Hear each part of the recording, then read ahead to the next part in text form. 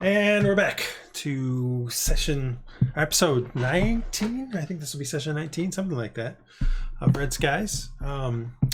Last time, you guys continued your attempt at trying to figure out who actually killed Drogo. Spent some more time interviewing some of the various people who were on the ship that night, and had finally narrowed it down via a couple people, through discussions through a few people, that at least a couple people were lying. And so that night when you went to bed down, you kind of watched what was going on. And sure enough, Mer tried to get something out of her locker. You accused her, a short fight ensued, and you guys were able to alert the first mate, who came down and stopped the fight, looked at the evidence, and did agree that it definitely showed that Mer was the murderer. She was put into the lockup with Sand and the other ones until Mad Dog arrived. So the next day, you guys spent time learning boarding actions. Looking back on some stuff for preparation for tonight, Hylough, I should have given you advantage on those boarding action rolls, but hindsight 2020. And just because of your background.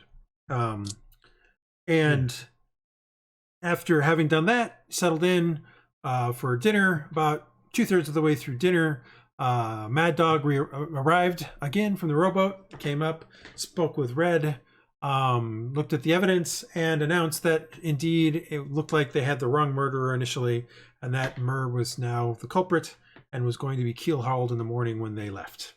As much as it dismayed him to have to kill any of his crew. Don't necessarily believe that for a second. So you guys went to bed that evening, kind of watched your back for that evening, and in the morning you were up on deck by bell time, and that's where we're starting. Scabs comes out onto the deck. He looks around and he's like, "All right, we are heading out today. Although we have some business to attend to first, but time to give you guys your jobs for the day." And he starts rattling off various jobs until he kind of gets to your group, and he basically, two of you are bilge duty. So Hylough and Marcus, you're both bilge duty for the day.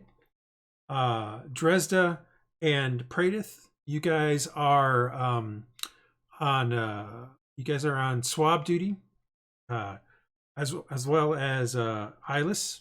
No, sorry, Iylis, you're going to be with the cook again. Sorry. Let's go. And then Rhux and Aaron, you guys are riggers for the day. But the jobs that you're given for swab and riggers are the shittiest ones. Like they're the ones where for swabs you're basically carrying the heaviest ropes. You're given a brush instead of like a mop, and you're basically cleaning up stuff on the deck with a brush on your hands and knees. For the riggers, it's similar things. You're basically given the worst job. So, the ropes that are hanging out up on the smaller sails and all that sort of stuff. So when you hear your assignments, you're already like, ugh. How come? Yeah, I already am. How come I never get to go do cook duty? Because I don't like you.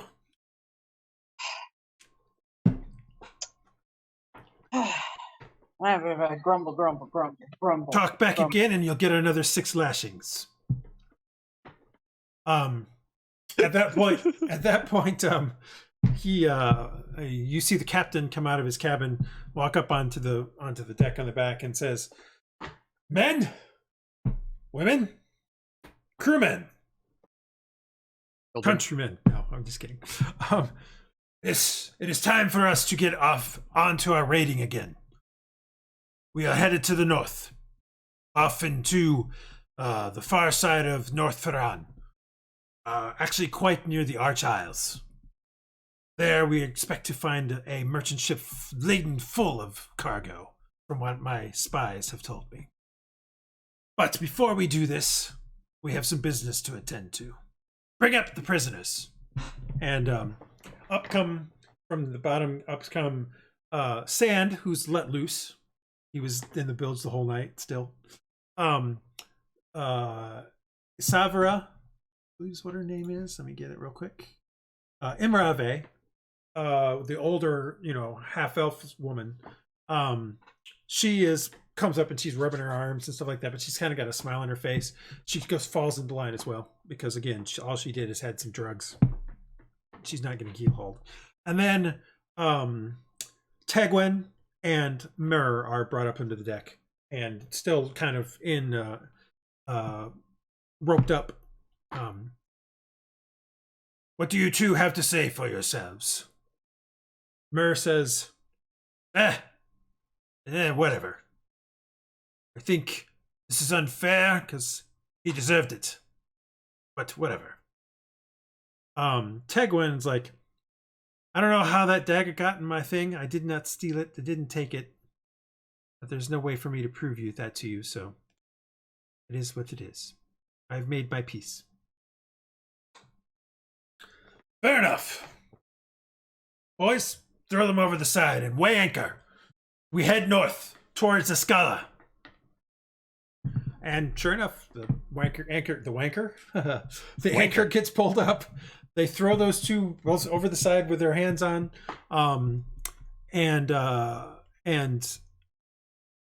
start the ship going. The sails come down. The ship starts moving forward. You can hear the two sploosh into the water. You can see the rope go taut as they start to get, as the ship starts to pull away and pull into them. After about the ship starts to pick up speed. You can barely hear some up against the bottom of the thing, probably the people hitting there. And after about 10 minutes, the captain says, cut the ropes. And the ropes are cut, and you can see behind you some what look like bodies float to the surface along with a whole bunch of massive blood. And you can almost within moments see the fins of sharks as they start headed towards the food that they will be able to eat for the day. Anybody doing anything during that whole thing other than their jobs? I want to kind of watch other people's reactions. Cheering. Okay. I think it's kind of sad, even though, I just think it's kind of sad. Yeah, no, that's fair. Okay. Definitely brutal. The harsh Scab's, reality. What's Scab's reaction? Scabs the whole time is staring at you guys as you're doing your work and as you kind of look and sort of stuff. He is staring at you guys, and he's standing with Sephu and Galt, the dwarf and the one guy, two of the guys who were that went with him with the captain. And he says something to me every so often. You get the feeling that they're kind of discussing plans of some sort, but you're not sure exactly what sort of ones. And you're not 100% sure the plans even are for you guys. It's more in the sense of like discussing various things that they're thinking of trying to do. But he does catch your glimpse once, Marcus, and he just gives you just sort of this evil smile glare thing at you. And you get the feeling that he knows something you don't. But that's about it. Ship goes underway, starts heading north. You guys are here in the Sea of Tears. So you guys are currently are basically in these particular this is the Galenvir Caves. You're basically here. You're making way. This is basically straight through Cairn-Mergal. The Mergale League, this whole area is right in here. So you start making your way north, north and west. You would think that maybe they would try to go through, south of Port Hope and then go north, because the Arch Isles are right here. So some new things since the last time, since I finally filled out more of this map and sort of that sort of stuff. So this is the Arch Isles. The reasons why it's called an Arch Isles is that this portion looks like it is a half arch of a full ring here. So there's actually more islands here, but they're basically more like reefs and shoals and really small islands that complete sort of a ring around this thing. Arch Isles are typically avoided by pirates, sailors, ships of all sorts, sky ships, that sort of stuff, because strange things go on inside of the area that's here inside the ring. There is a perpetual dark cloud that sits over the center of that it storms inside of there almost always, but it's it's about the size of maybe think of a large set of thunderclouds. It's basically like that. Sailors that go into there suggest that fog just randomly comes up and they see ghost ships and ghost creatures in there, those that actually come back out, so to speak. So not a lot is known about what's in the center of here, and most of these islands are avoided as well, including the shoals and things like that. So as far as you guys know, these are uninhabited. Doesn't mean there might be somebody on there, but as far as you guys know, there's no settlements or that sort of thing on there. However, one of the main trade routes through this portion right here, so similar to there being some stuff here that is not on the map because it's shoals and stuff like that, there's a lot of the similar things here. This group of islands here is called the Wall, and the reason why it's called the Wall is because it sort of divides the sea of Tears here in half. There's sort of the Mergale League side, and a few other islands on this side, and then there's this side with Calastria, the Blustery Isles here, the Mala's chain, and a few things like that. But there's only a few easy routes through this particular chain of islands. One far to the north, is a well-known one. Usually it's a Calastria to the Solari city-states, which are to the north here, kind of route that you can go through. One here to the south that kind of takes you past the Spine Keys here, which are a known pirate haven, so people tend to not try to go that way very much. And then a couple through the center here that can be easily made through. Unfortunately for merchants and things like that, that also makes it easier for pirates to know where they might come out of and to lie in wait, so to speak. But given the current piracy that is going on, there is a lot more of the Mergale Navy here, as well as some of the navy from there. Strangely enough, the dwarves of Emerdal actually do have a small navy, and they are also helping out in this effort because they want to get their trade through to the other areas.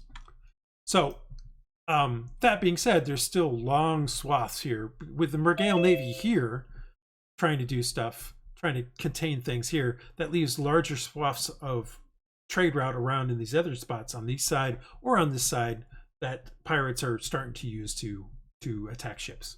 So when he says that we're going to the north side of the Arch Isles, you assume you guys are headed up here, and that more than likely you're going to try to catch one of these ships going up to the Solari city-states.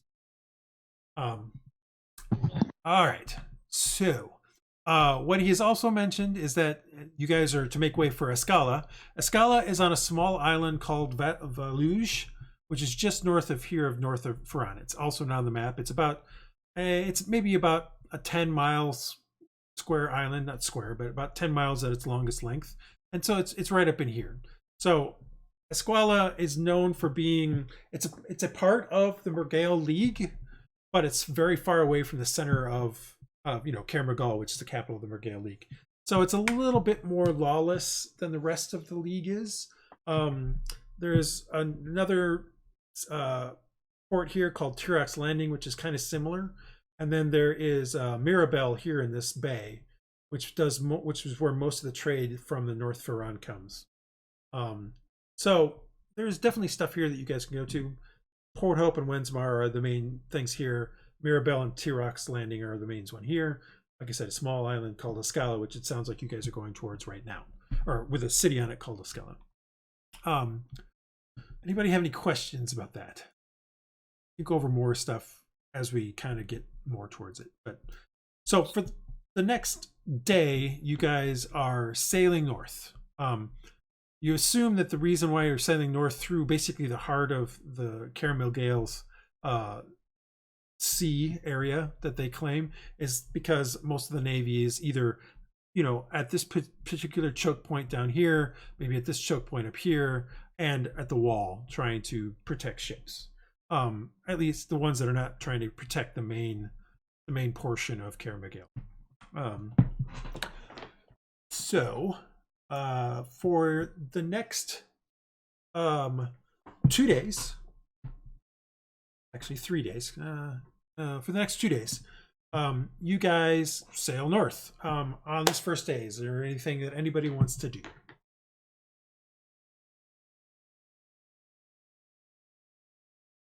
Now I'll continue telling tales and listening and trying to,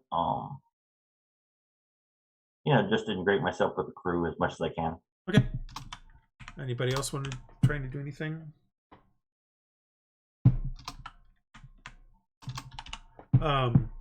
At some point, for you, Mr. Iylis, the cook is pretty much drunk this whole day.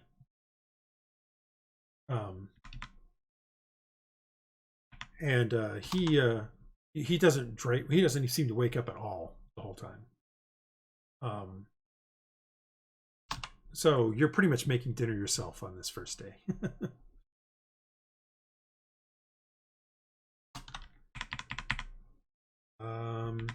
Anybody else trying to do anything, or are you just trying to keep your head down and do your work?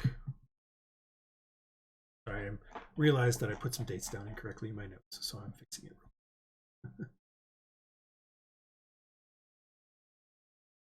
All right. Day goes by without too much of a problem. Again, you're actually, Marcus, you really don't have much chance to regale people with tales, because you and Hylough are pretty much in the bilge the entire day. Cleaning up after the prisoners that were in there, keeping, pumping out the bilges as much as you can as you guys keep going. So unfortunately, you don't necessarily, you talking to people is pretty pointless at this point. Okay. Can I find are there any secret compartments or anything? Any more down here? Look around in there. Is that what you're saying? Exactly. It's a pirate ship, so. Give me a perception check. And find my notes. Oh, good. A roll. I was doing so well with these last time.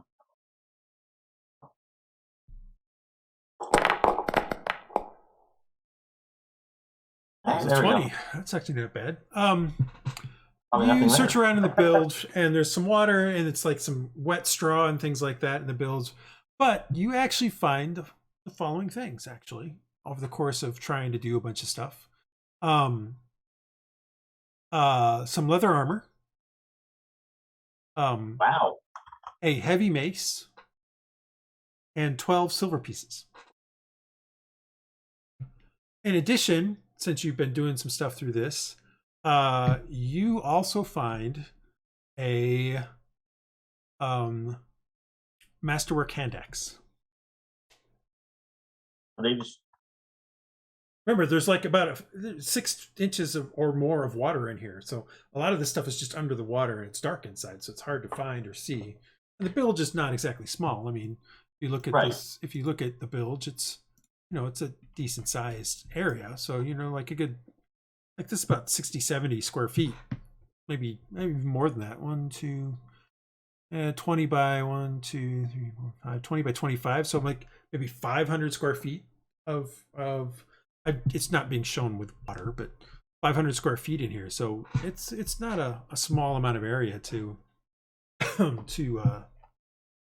search. And so it's quite easy. It in the bilge, so it's quite easy to find stuff in here. Pardon? Since he found it in the bilge, it's not considered stealing, right? He won't get killed all Correct. Yes. Okay. I mean, it's not the captain's. It's it's quite clear. It's very grime covered. Like the leather armor is super wet and really got some moss and stuff growing on, or some goo and stuff on it. It's kind of gross. I mean, you're gonna have to spend a little time, cleaning it off and oiling it up to make it usable. But yes, it is clearly something that you can have. Well, I will share this with Hylough and. Yeah, because I'm working double hard to cover for his searching. So let's hide it somewhere down here, and you don't need to hide it. I mean, why would you hide it? Just wear it. Yeah, I mean, you may not want to wear it right away, but you know what I mean. Yeah, we can find some place to stash it. So that we can get it easy. It doesn't get dirtier and nastier. Probably clean it up and stuff, but yeah. Okay, let's take it up with us and definitely take the silver piece. Like I said, you found leather armor, a heavy mace, 12 silver pieces, and a masterwork hand axe. Excellent. Oh. Thank you. Do you use any of those, Hylough? First time any of you said you're going to search the bilges. So. I could definitely use the mace and okay. And I can wear the armor, but you need it too. I can. No, hopefully I'll be further back, so you're welcome to the armor. All right. Whatever. So yeah. Okay. That pretty much ends your day. Okay. You guys have dinner. Dinner is interesting this evening. Well, first of all, right before you're ready to start taking dinner out, Iylis, the girl shows up again. Right. She just appears, comes down the ladder that's literally in the galley. So I mean, if I were to bring you back to the middle deck, you can see here that that when you're in the galley, here, which I'll move you to here real quick. Actually, it's right here. It's right outside the galley. So it's this thing right here. Oh my god. So you see her at the door. And she's like, "Oh, it's you again. Hello. You seem to make better food than the shorter, funny-looking fellow." Well, I try to on a daily basis. What do we have for today? Some chicken stew. I was able to scrounge up some extra chickens. Be careful. I mean, like, you killed a couple of the chickens, but you're down to like about 2 now. She's like, well, those last 2 need to make it for another 2 days, or at least we need to stretch it till we get to Escala. Doing our best. All right. Where is the food for the crew or for the officers? Take her over to it. Okay. She picks it up and she looks it over and says, "Looks better than normal. What did you do to it?" I added cream. I don't know. I just found it. I don't know if it's any good. She kind of looks at you quizzically and like, it could be the best thing ever, though. Personally, I think it is. And she's like, she takes a little bit of a try in front of before she even takes it upstairs. She's like, definitely an interesting tang. She takes it and starts heading upstairs. You then take the rest of it up onto the deck. Everybody starts to congregate on the deck and starts going through the line, getting their chicken stew, it seems, along with a rum ration. Cream of chicken stew. One other thing for you though, during that portion of the day, during the middle of the day, Hamadi came out of the room here, got the stuff out and went out into the thing to do his normal quartermaster selling stuff. But he and at a certain point before dinner, he came back in, put stuff in, and then he locked the door. Incredible. He was still looking a little drunk, though. He locked which door in? The door to the quartermasters. Oh, okay. To the thing in here. Gotcha. Which is different from the day before when you guys were there, when Praedyth was able to go in and picked up a knife, which you then put in Mer's stuff to make it look like she stole it. But just pointing that out. All right, so evening goes by without a hitch. Anybody doing anything that evening to try to lighten up the mood or liven themselves up, or just in general wanting to try to do something? Just trying to give you a chance to do something, that's all. Cards. We're rich. So, yeah. Be right back. I'm going to search my locker to make sure nothing's been put there. Not that I'm paranoid, but I think there's something. You're paranoid. I am paranoid. All right, so give me an investigation check, because if somebody tried to hide something in there, you may not know if you don't look well enough. I hate investigation.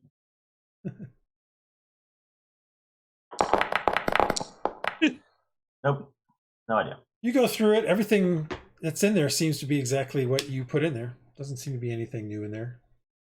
Okay. I mean, Marcus, there's and I think clearly that's nothing like a new dagger that you didn't expect for you to have, or or anything of that nature. Let's put it that way. And you definitely don't find any money or anything like that. I look at Marcus, I say, that's a great idea, and I'm going to do it too. Right. Go through mine. Give me an investigation check.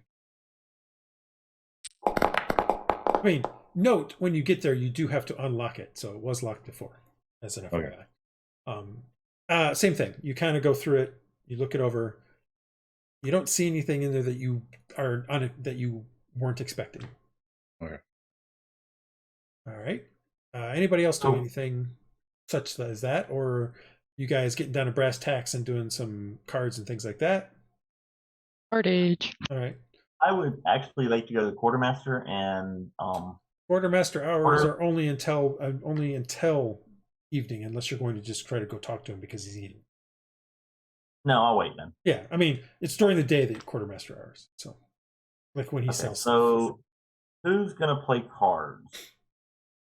Well, again, we're not going to do a full game of cards. It's okay. See. All right. Well, I guess that's it then. Who needs?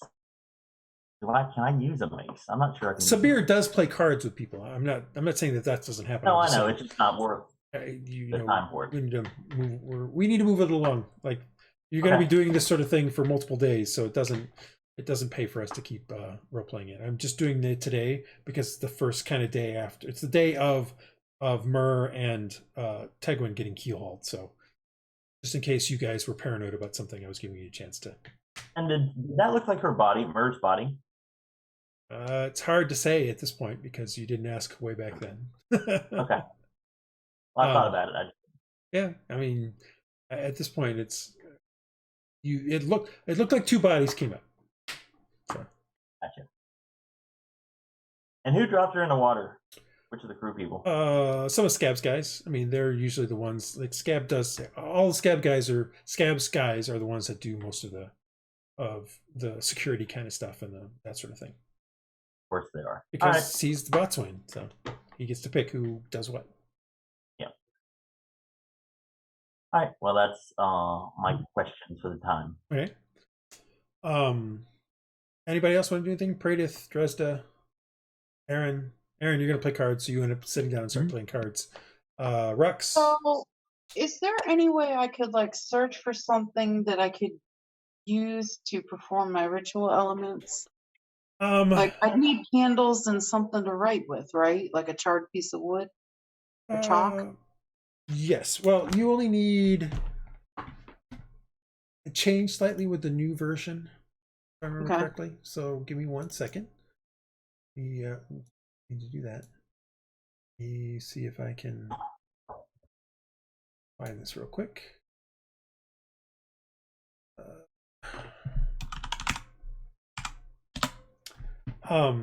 So yeah, you're going to start looking around for that. So give me an investigation check. While I'm assuming you're going to look for that.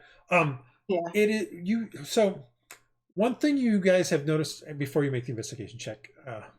Sorry. That's all right. That's all right. We can still use the roll. One thing you've noticed with your guys doing watchings at night is that various crew members do get up during the night and kind of roam around the ship. It seems like you only see them go upstairs and then come back down.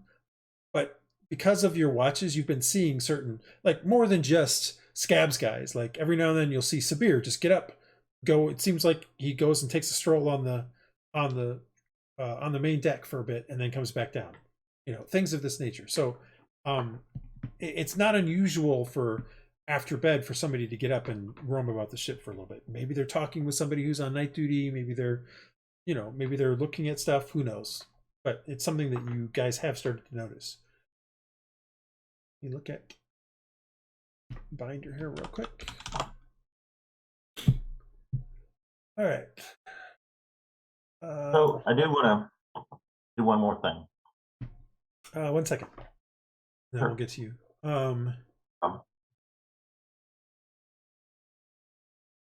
Actually, all you really need is some way to draw the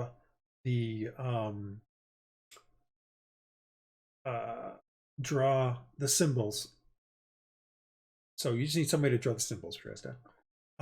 I do think that higher level vestiges might require some other things, like maybe some incense or candles. But for these first level ones, all you need is some way of drawing the signs of the vestige and being able to, call their name and things like that. So yes, if you wanted to try to figure out some way of, coming up with a charcoal stick or something like that to do the drawing, that is a very good possibility. And with a 17 investigation, you are able to talk Iylis into showing you the kitchen, where you do find that indeed they have been using some twigs and stuff in the stove to do cooking with, and you're able to find like a twig, or at least a big enough one that you think you could probably do enough to do maybe 2 or 3 rituals before it would, run out of charcoal. Okie dokie. All right. I do want to do my ritual at some point. Okay. Usually it's in the morning, so it's just still evening. Okay. But I mean, you could do it now. You haven't done one today. You could do it now if you wanted to. Yeah, I want to do it for Cora. So can I go like hide in a bilge or somewhere? You open up the bilge and look inside there and realize that there's no way to draw because the floor is all water. Like, okay. Because of the ship's movement and stuff like that, it tends to have water in it quite a bit. And most of what you're draining out of the bilge is just to prevent it from getting like to 1.5 feet to 2 feet, as opposed to getting it all out. So you really wouldn't be able to do it there, but maybe you could do it in the mid deck, late in the night or something like that. Okay. That's a possibility. Marcus, what were you doing? I would like to fashion a sling of some type so I can make a sling. I'm assuming we have enough materials around, clothing, and I could like cut something up to make a sling and maybe find some stones. That'll be over the next several days. Finding stones is going to be difficult, but making a sling. Something shot or something that is just laying around. Okay. Well, we'll give you an investigation check for that, but good.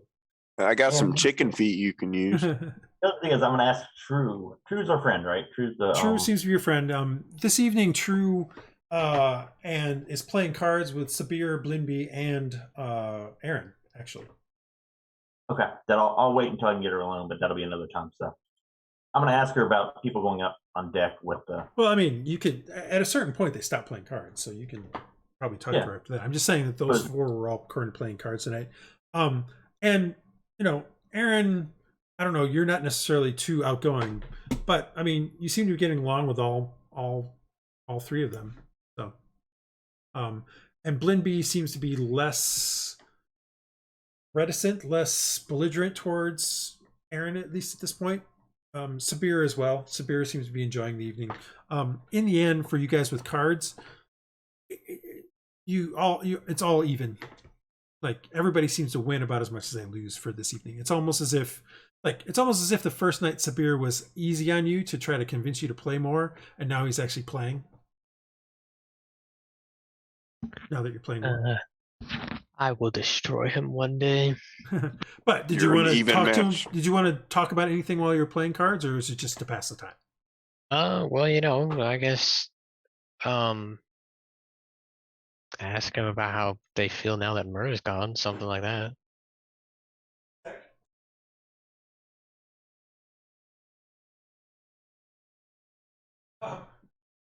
Sabir kind of looks sharply at you real quick when you ask that kind of question. He's like, "So you got the Ill of the Dead so soon? For the love of God, you're gonna get us in trouble with the other ones. Just let her be gone. Don't revel in it."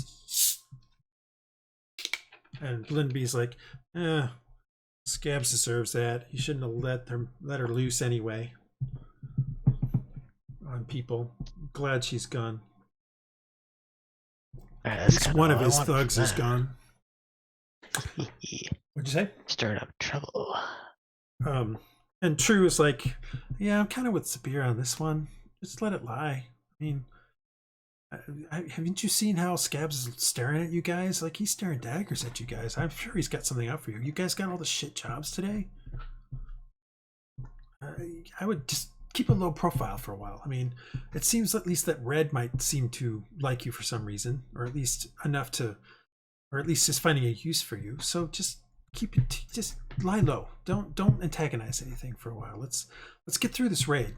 Maybe you can get your cut of some of the spoils, and get some of your equipment back or something. Fair enough. Oh boy, fair enough. But you guys continue playing your cards. Praedyth, you doing anything? Trying to proselytize again? Yeah, I'm just trying to preach. So that's my nightly thing. For the most part, all the crewmen are pretty much ignoring you. I mean, they occasionally look at you and roll their eyes, but for the most part, they don't really want anything to do with your particular brand of mumbo jumbo. But that being said, Iylis, you notice that, I don't know, maybe an hour after dinner, and I'm saying Iylis notices this first because he's been kind of looking for this. You see the sailmaster come below decks. Below deck. Yep. He's down here in the cargo hold with the rest of you, and everybody kind of quiets a little bit. I mean, not super quiet, but the everybody kind of mutes. It's a bit The general more muted. volume. Yeah, the volume down. comes down a bit because it's clear that people notice it. And he goes over and he comes up to Praedyth, and he's like, "Sir, what are you doing?" Well, I'm just spreading the word. The word of what? Some strange goddess of fate? Yes, absolutely. You do realize that the men and women of this ship take the hands of the storm goddess, or the deep one, and they give lip service to them, no one else. It's the sea that they care about, the sea and those who guide it. Well, that might be a little misguided because fate guides us all. Touche. Where did you learn of this goddess? I have never heard of her. See, in my many travels, I started my profession as a sage, as a historian. In my many travels to different lost ruins, I rediscovered this lady of fate. And I see. Doesn't remember off the top of his head what the island he found it on. It was so far to the north. Yeah. I see. Well, then good luck for you. I think that if you were to probably supplicate to Storm Goddess or the Deep One, you might find a bit more help there, a bit more clarity in your goals. But to each their own. Yeah, absolutely. Now, where is that silly boy? Ah, there he is. And he starts heading over to you, Iylis. Hey. We'll get back to you in a second. Aaron, and your card game kind of breaks up at about this point. Sabir, and even yourself are a little tired from the day's rigging and stuff. Like, you had to get really out there on some stuff. And there was occasional times where you thought you might actually fall in the water with what was going on with that. Rhux, was there anything you were doing? I have yet to hear Andrew say anything. I said a few things. And then I almost died, but it's okay. I was doing rigging today, yeah? Yep. Yeah, I spent most of the time on that because I'm not the most dexterous of people. I'm pretty clumsy, so yeah, Rhux spent most of his time just taking his time to get through to the smaller sales that he had to do. Because I meant right now, what are you doing this evening? At this point in time, I'm assuming you guys are doing your job at least well enough not to kill yourselves. So, and the ship is moving. Okay, fair enough. I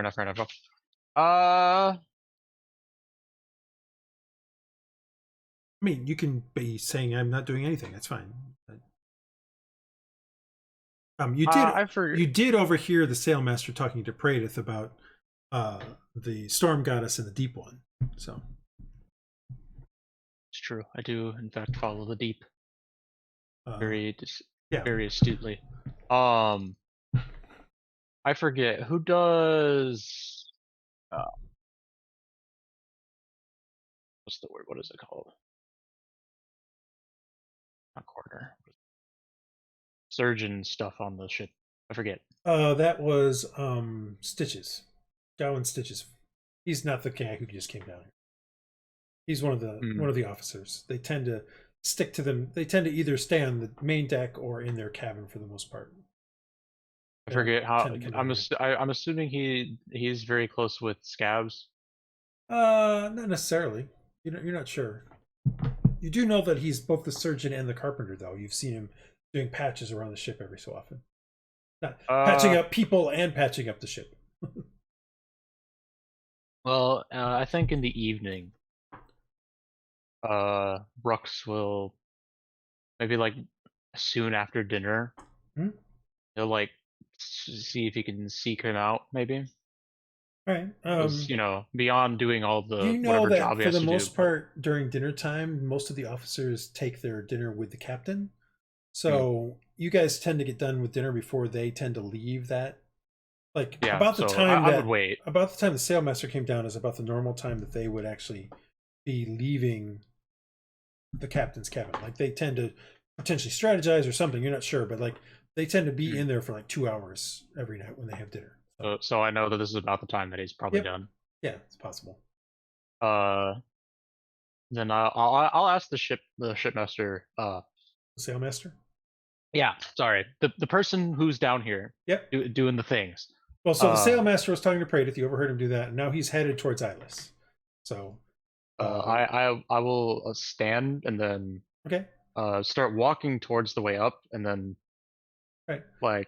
Ask him real quick if he knows. Well, he gets to Iylis and starts speaking to Iylis, and he's like, "But boy, let us talk. I want to know more about what you think about this staff." And he shows the staff again. Oh, really? What do you think of it? I think it's a piece of shit. Why is that? It never seems to do the right thing when I want it to. Well, what are you trying to get it to do? Blast the enemies. I don't know. What do you think? I wanted it to make some wind, for instance. I'm tired of having to waste all of my energy to move the ship faster at times, and I was hoping this would be able to do it. You said it was magical? Yes, it is. But I think like I had said before, I think it's dependent on how you like the time of day. And I also think that there's limited spells that can be cast specifically with the staff. Oh, I see. And how do you know of this? Well, I'm just good with these magical items, like I had told you before. I see. Well, you helped me with the this examination I had done earlier. Yeah, I know. If you help me with this item, I will. You say you have a bit of magical talent. Is that correct? I would say so, yes. All right. Tomorrow, I will tell Scabs that you are to help me out during the day. We will discuss various things about the magic of storms, and we'll discuss this staff. Excellent. Can't wait. Until then. And he nods at you and starts heading towards the stairs up. So Rhux will also head over to it. Okay, you kind of both get to the stairs at about the same time.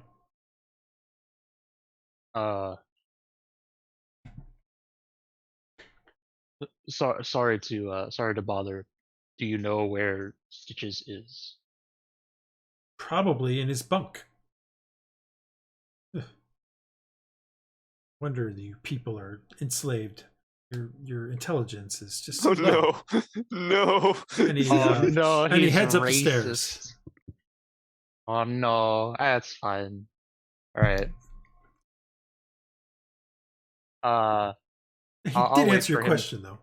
Yeah, I'll wait for him to clear the stairs. Okay. And then I'll I'll head up to the officers' quarters. All right, so you head up to, you basically follow him because that seems to be where he's going. And you head up there, and he opens the door and heads inside and closes it before you have a chance to get into it.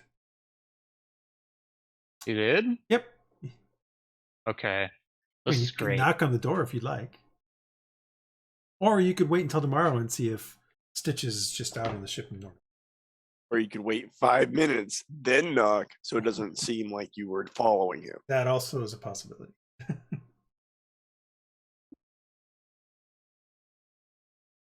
What do you want to do?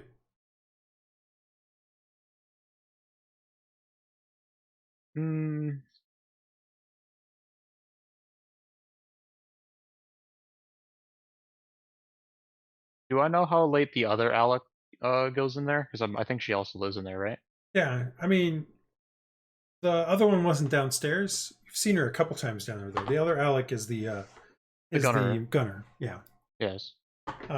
Actually, yeah, you probably noticed her. She seemed to be on the mid deck on your way up. It looked like she was oiling the cannons or something like that. Okay. I was more wondering if she was already in there. No, that's so not a if I euphemism. No, I know. I was more wondering if she was already in there, because then if I knock, No, and she's then not. she's also in there, he might not be a dick. But Rhux decides he'll wait till tomorrow. Okay, you head back down. The lower deck evening starts to calm down. People start getting into their hammocks and slowly heading off to sleep. You guys set watches. I'm not going to worry about it. You do it. Dresd'a, is there a certain point during the night that you want to try to do your ritual? Yes. Okay. I forgot. I meant to ask Marcus real quick. There is a point after, as the things are winding down, that you could approach True and talk to her if you wished. Yes. And we don't have to roleplay it. Basically, I want to know. Oh, we should. Are we allowed to go? We should. She's setting up her hammock as you kind of approach her. She kind of notices you and says, "Oh, hey, True. I'm glad you guys were able to get your buddy out of trouble." Yeah, we seem to get out and in trouble a lot, unfortunately. But let's definitely try to. She kind of lowers her voice a little bit, and she says, "Between you and me, it's good that Scab's kind of got a little bit of what he deserves. I think sometimes." Well, we definitely probably moved up on his hated list, but yeah. So you guys should probably a little lower profile for the next few days. At least let's get through the raid and stuff like that. And although watch your backs during the raid, he might take a pot shot at you guys. Yeah, I wondered about that. Is he an archer? Or... no, that guy can't shoot. He can't aim worth crap. Have you seen the shake in his hand when he picks it up? No, I mean, you see all the pockmarks and all over everything. He's clearly not a very and you can see it. Like, he's got a tremor. Okay. So you've seen it. So as part of trying to say, wait, can we go on deck? What seems to be, I've noticed a lot of people go on deck. Is there some people any like time to or reason? I like to get air and just get some air or something like that. I mean, I don't know what they're all doing. It's their own business. Well, have you ever done it? Sure. No, I'm not asking. Sure. Why? There's nothing that says we have to stay down here during the evening. It's not. We're not slaves or anything. I mean, there's no place. It's not like you're going to jump off the ship and go anywhere. But that doesn't mean you can't go and take a look at the night sky. These sorts of things. Or maybe look around a bit. Look at the night skies. All right. Do you know the stars? Are you? Oh, not very much. I don't, but they're pretty. They're pretty. Well, maybe sometime we can both go on deck, and I'll show you the stars from wherever my lands are. But you've been very helpful. Thank you. Yeah, no problem. Have a good evening. You too. She continues putting up the thing, and then gets into it. All right. Evening falls. Everybody starts to get into their normal thing. Dresd'a, approximately when do you want to try to go do your ritual? And where? Well, maybe like the mid deck, find a nice quiet dark corner. Are the kitchens deserted at this time? You're not sure, but you could. The door seems to be open when you get up there. I'll peek in the kitchen and see if there's anybody in there. Looking inside, you hear the gentle kind of coo of chickens sleeping or something. You're not sure what, but you don't hear or see anything in there. There's a gonzo somewhere. I'll go find a quiet corner in the kitchen. I'll shut the door so that, you know. Yeah, the kitchen itself is rather a pigsty, quite frankly, but both figuratively and somewhat literally, actually, now that I think about it, because there are pigs that run around on the thing. But you are able to find a spot where you can at least draw enough of the symbols that you think you can get the ritual to happen fine. And then you spend the next 15 minutes trying the symbol of Cora. All right. I gotta remember Cora here. Isn't that the avatar? No. But yes. No, but yes. Oh,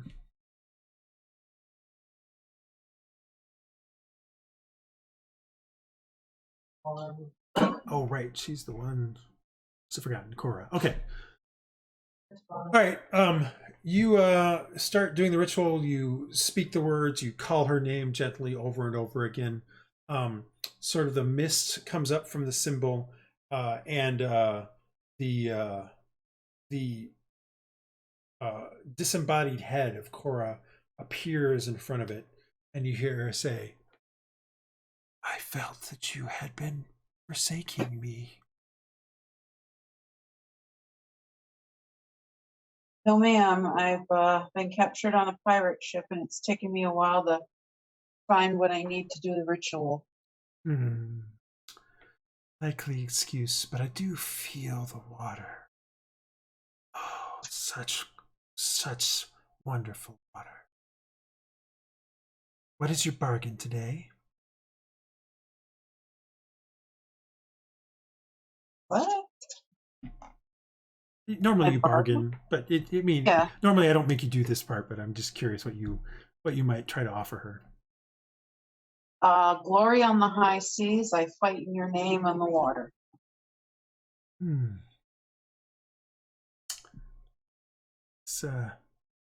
This pleases me. We may make you a sister of the sea yet, as the head slides into yours, and you feel like this wash of water as it crosses through your face, and then you feel cold inside, and then you settle in and you feel Cora, the sea sister, merge with your soul, and you have her abilities again. Yay! So, if I remember correctly, you now have proficiency with nets and tridents again, and you can understand Aquan. You have the cantrips Chill Touch and Shocking Grasp. When you take weapon damage from a melee attack, you can move 10 feet without provoking attack of opportunities.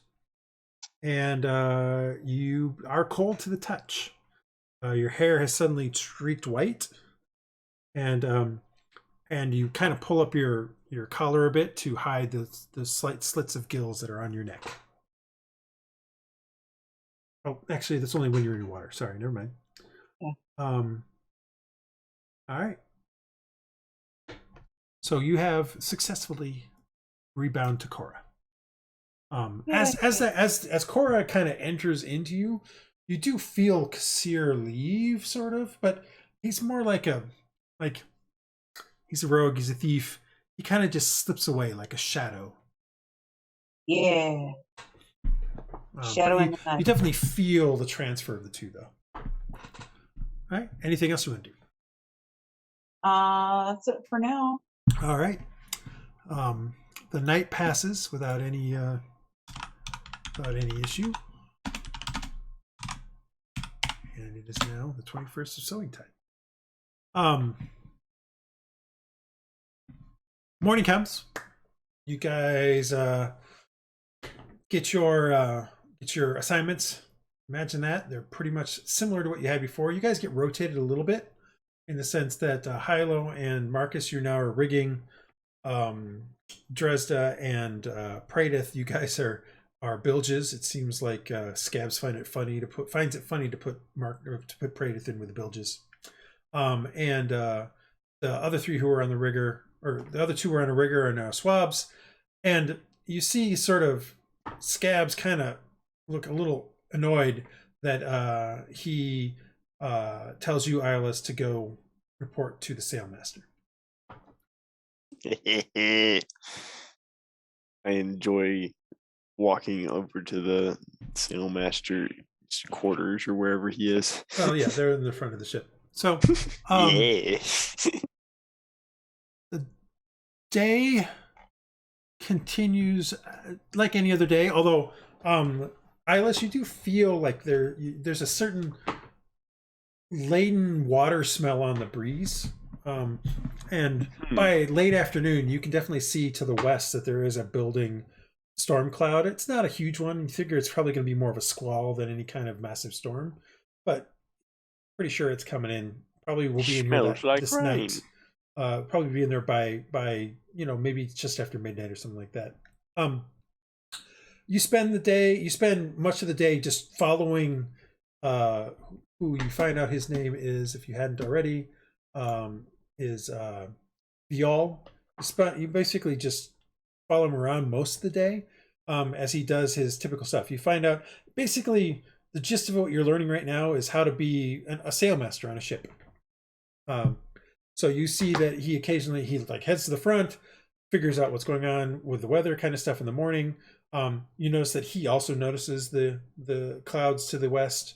At a certain point mid-afternoon, he gives you a little bit of instruction on how to enhance your abilities to call forth wind. Flavor here, you're not going to get anything extra out of this for now, Man. And then at a certain point by midday, he's back by the back sails, and you see that he actually does a gust of wind spell that lasts for more than the typical minute, lasts for 10 minutes. That pushes the ship forward a little bit faster for a bit. He discusses that with you a little bit. And then late afternoon, you guys head into his quarters, and for the first time, you'll actually get to see something that you haven't seen before. Wow. I'll let you guys all see it here in a second. He takes you into this front bit here, and inside of here, he opens up this door, and there is sort of a small little laboratory in here. Now let me give you a little bit. He's got an enchanting table. Yeah, he's got a little table. So let me give you the description of that. This chamber is sort of a small. It's a cramped cabin, overwhelmed with curious and often unsettling objects.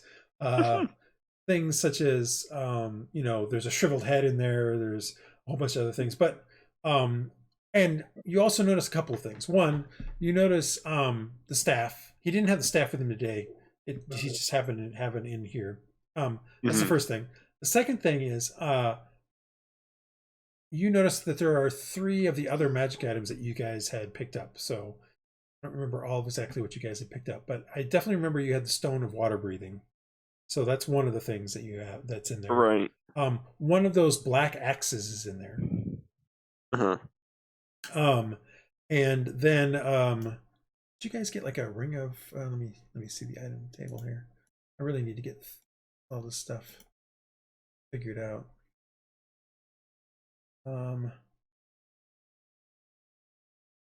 And the incense you found. You guys found something. Yeah, the incense you found.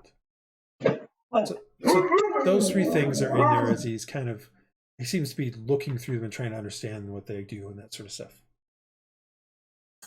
But he goes over, he starts talking with you about the staff.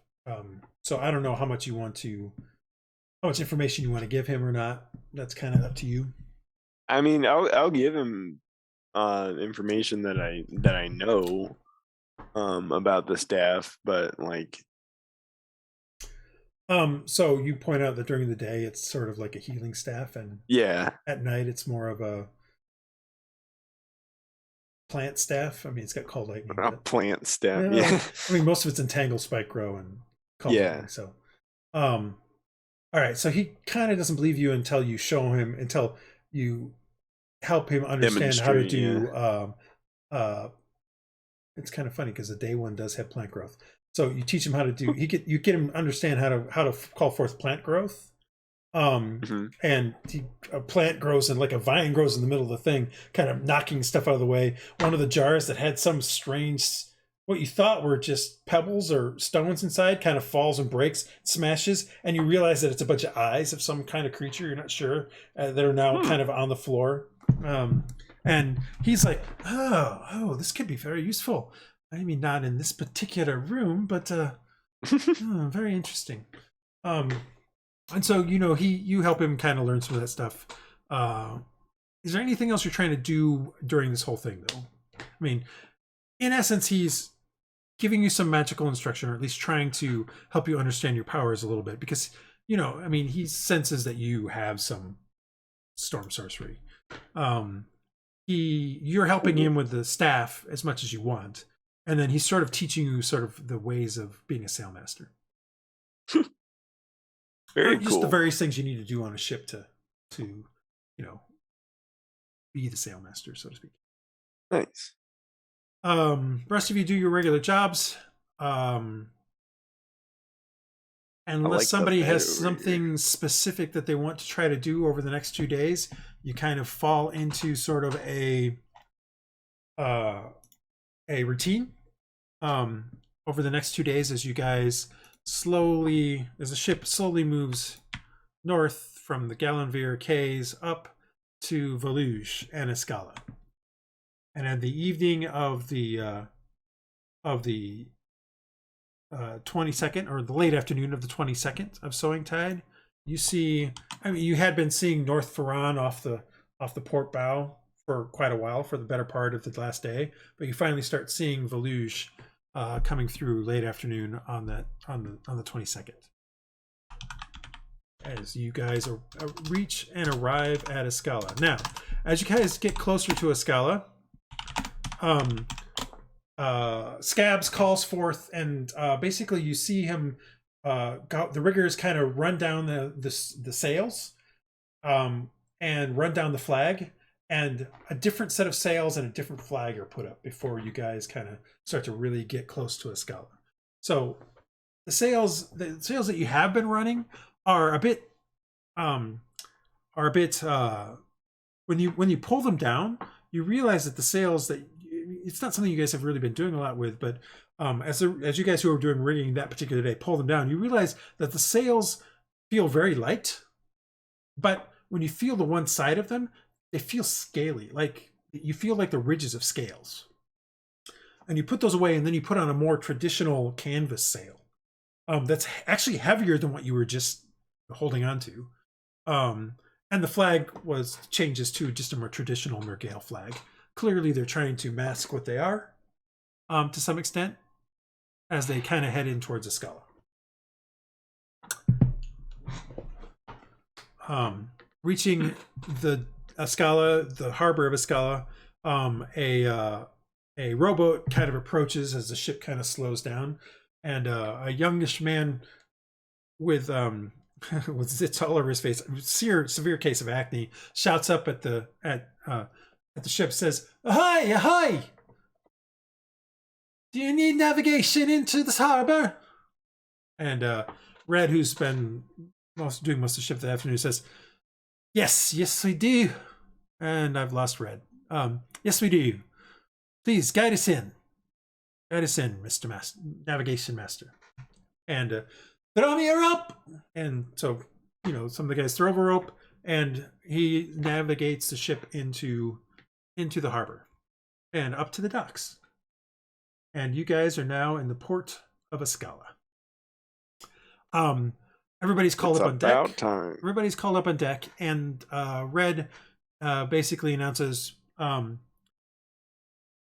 everybody gets shore leave, but you will need to be here before low tide, before tide tomorrow morning, as we will be leaving on the tide.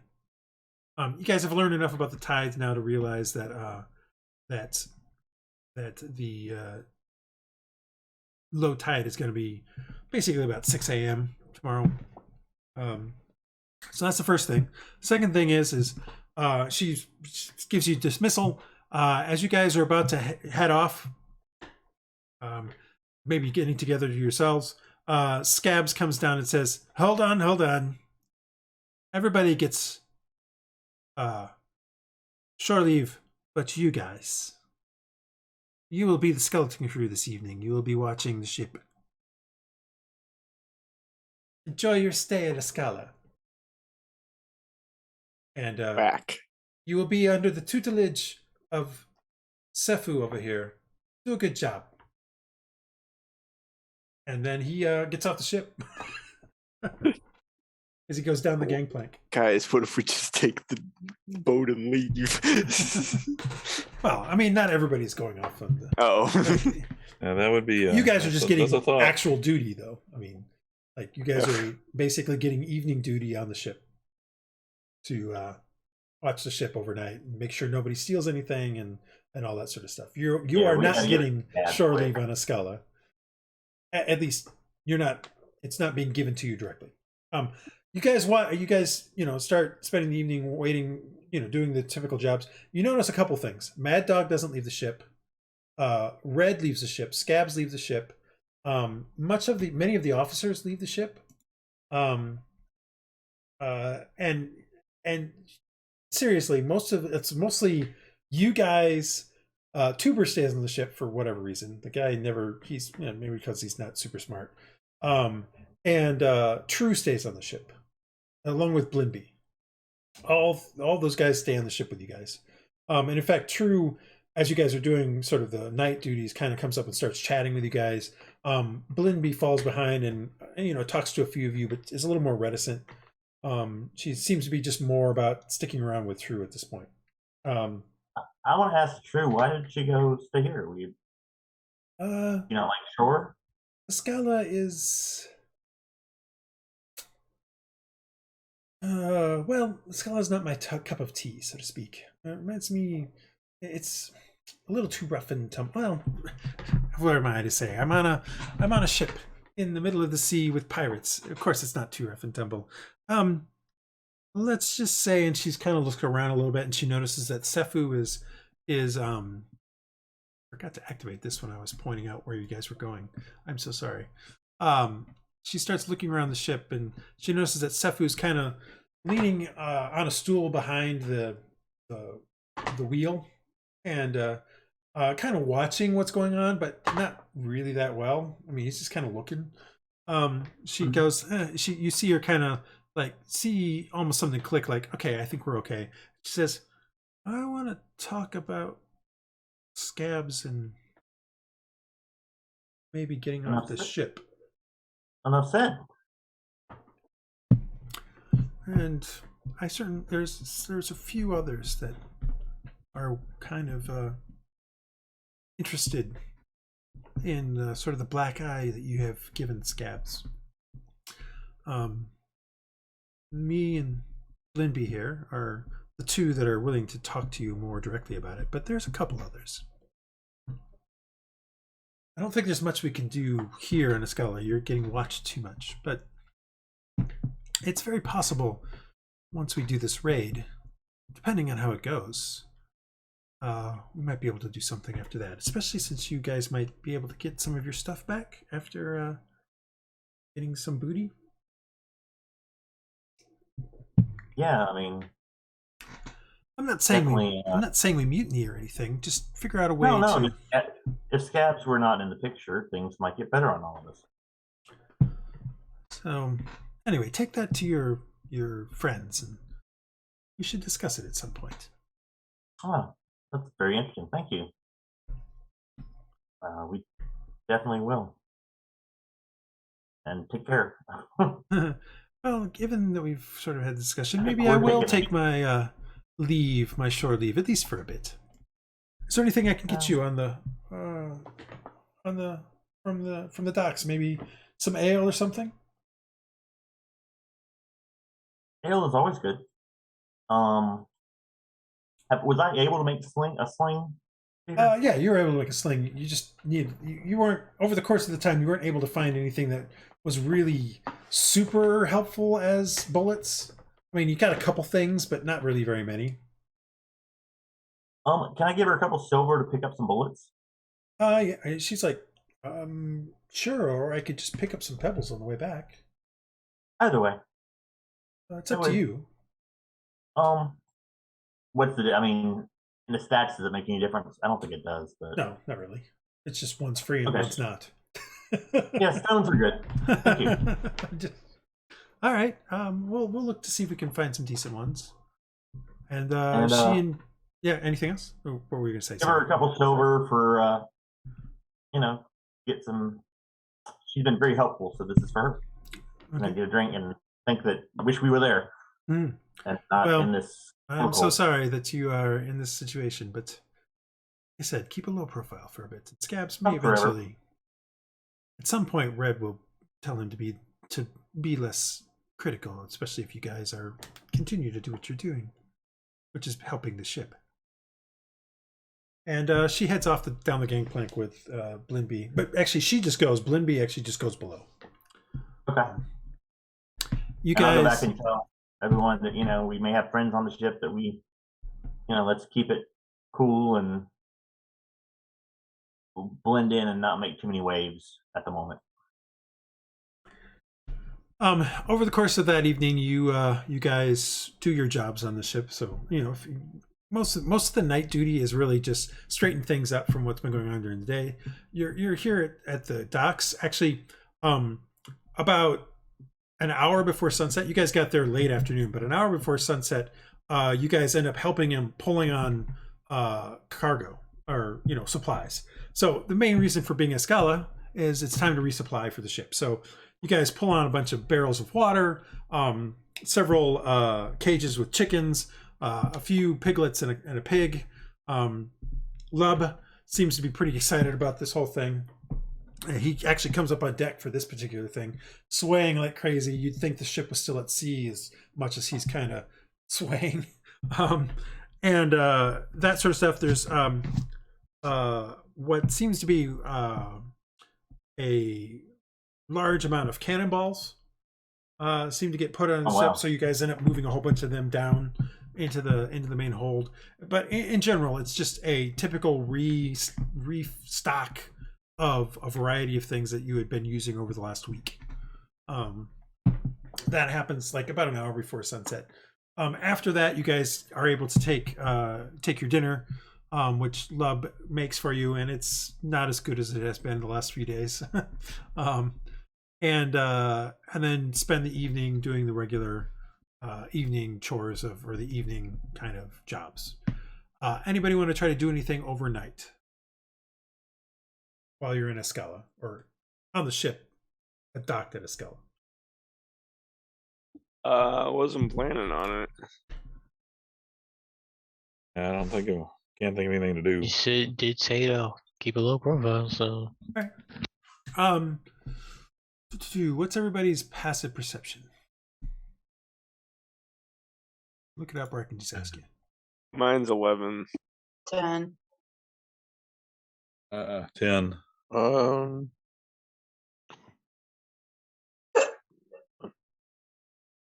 Well, It's a 12. Rhux, what's yours? 13. All right, so you and Aaron, while you're kind of doing some of your, like one of you's kind of swabbing the deck a bit, at about, you'd say maybe an hour after, like you're getting bells from the city, so it's an hour after midnight bell. You two happen to notice that a hooded figure has been walking down the docks and has stopped at this gangplank and kind of seems sort of hesitates before kind of turning and walking up the gangplank. What are you guys doing? It's our gangplank, right? Yep. Yeah, onto the ship. You You guys don't necessarily have a guard posted at the gangplank, so no one's there to kind of stop whoever this person is. We've Do we got no know where weapons. Yeah, we don't have weapons. Do we know where That's not true. You guys have a mace. Do we know where the person who's supposed to be overseeing us is? I forget. Sefu is kind of sitting up on is sitting on the actual sweatbox, and you can see from this distance that his eyes are closed. He's clearly not watching you guys very well. Well, I imagine we should probably meet this person at the top of the gangplank, because we don't know who they are. I will give the mace to whoever's strongest of the fighters. I'm pretty sure we all have the same amount of strength. What is it? What is yours? Mine's 11, so obviously it's not me. 16. Yeah, Yours is 16. Mine's So 17. The two of you, Oh. the two of Oh, you you start. still get a plus three, but it's the though. same. The two of you start heading towards where the gangplank comes on. When you see Red come out of the officer's cabin and cross over to the gangplank and stand there and wait. And then the figure comes up, and the two of them speak for a bit in hushed tones. I'm not messing with her. Anybody never trying to mind. get any closer or anything? No, she's scared. At this point in time, pretty much anybody who's up on deck, which is most of you, it's very, you see that she's talking to somebody. She's not, it's not like she's being super secretive about it, and other than talking in low tones. And even Sephu seems to have woken up and is now sitting and looking in that direction. Do we have any reason to walk closer? If you want to try to overhear the conversation, that's up to you. Well, no. Besides that, is there some sort of task that we have that would make it not look too weird? Well, there's some ropes that you could probably move near there, or you could be swabbing the deck near there if you wanted to.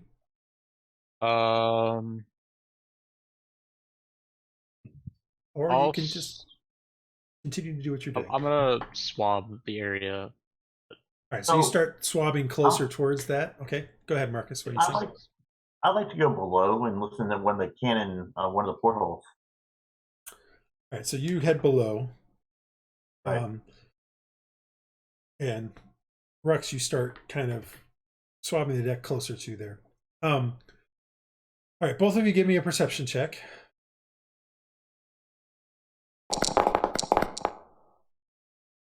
Double 9.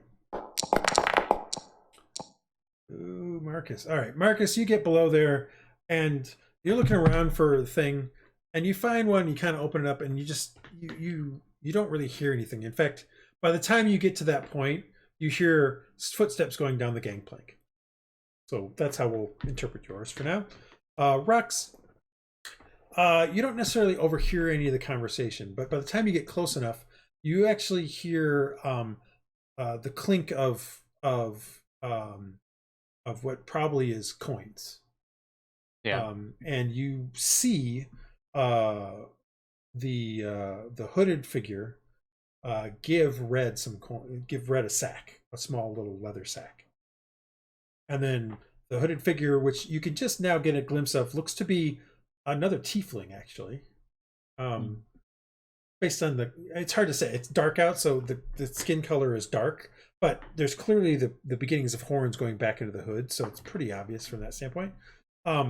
Has given her that, kind of nods at her, and then heads back down the gangplank.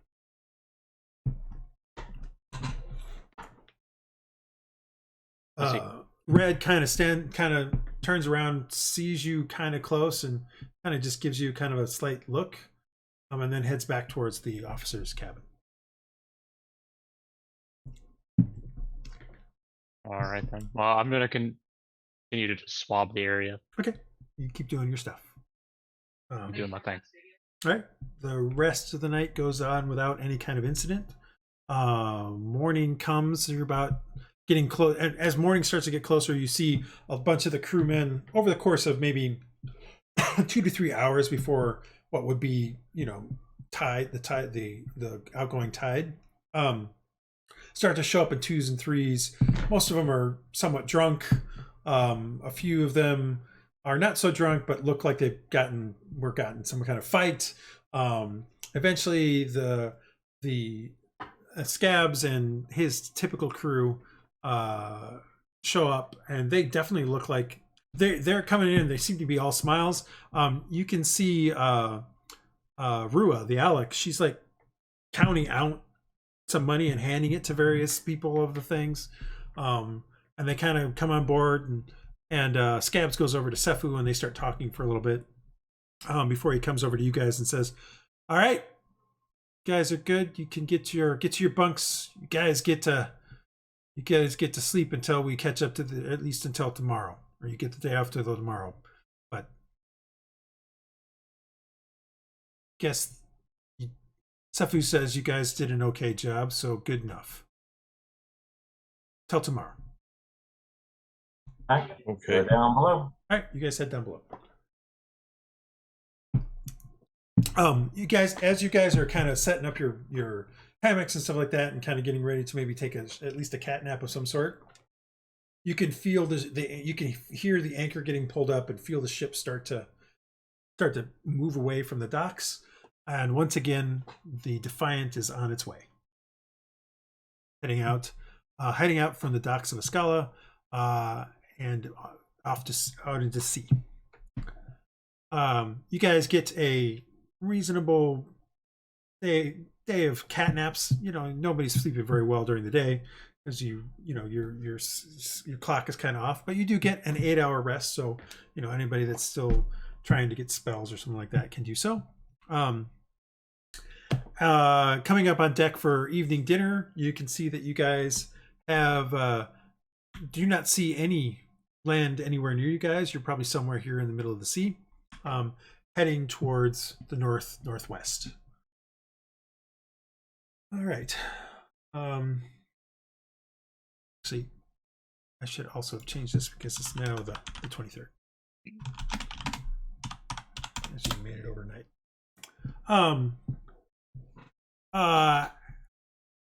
You guys are able to do the regular night stuff. So you play some cards, you chat with people, get your sleep that night. In the morning, Scabs is back to giving you the shit jobs again, unfortunately. And you This is what it is. Yeah, you get back into what you're supposed to be doing, and by about you guys continue on. By about midday, you start to see some of well, not by midday, by early morning, you're seeing the beginnings of all the shoals over here because you clearly are coming around this edge. And by late afternoon, most of those shoals and small reefs and things like that are more kind of slightly behind you. So you've clearly made it up into this region area. But at about, I don't know, right before dinner, the shout comes from the crow's nest. "Ship ahoy." And Mad Dog comes out of his cabin. He's like, "Aha! So my intel was correct. Adding up the sails, men. Let us give chase. Provide food while we get everything set up. Let's get after these guys." And the chase begins. So we're gonna do sort of a skill check. You can just see over, you can just barely make out a small a ship on the horizon that's to the north. Based on what your first initial look is, you don't think they've seen the Defiant, but it's hard to tell. I mean, the Defiant's got a pretty narrow cross section, or narrow head-on section, so it'd be kind of hard to see on the sea initially. But let's do a quick skill check. For the first couple of hours, you guys are just closing in on it. No skill checks needed. You guys just set up all the stuff. But at a certain point, they clearly have noticed that you guys are kind of approaching them. So the ship seems to start to speed up a bit. You can tell that it is definitely a merchant vessel of some sort. So you expect you guys should be able to catch up to them, but who knows? Maybe they got a wily captain. So for the first skill check, what are you guys trying to do? What are you guys trying to help out? Remember, last time we kind of did this chase, you were trying to run away. So you can try to use a skill to help increase the ability of the sails. You can do some rigging stuff to try to, just various different jobs. Just explain what skill you want to try to use and how you're going to try to use it to help the ship get faster. Or you can say, I'm not going to help at all. Implying that you don't want the ship to catch up. Maybe I'll try my hand at a couple gust spells that he's been teaching me and See if I can put more wind in the sails. Do you actually have the gust spell? I don't, but I can say that I train it or something like that one day. No, I mean, you do have that thing that allows you to fly briefly. Yeah. So, what do you have for cantrips? Let's see here. Technically, you have to cast a first level spell or higher to do the fly thing, but I have Ray of Frost, Chill Touch, and Frostbite and Light. all right. So let's see. Let's say that you also now have, based on your instruction over the last few days. Mm-hmm. Need to find spells here. Oh, SRD.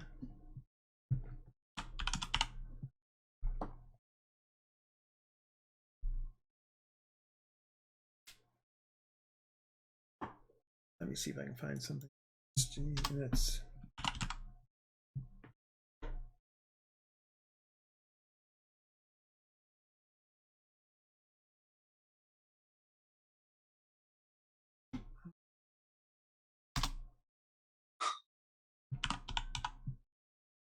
So you, I'm going to make up a new.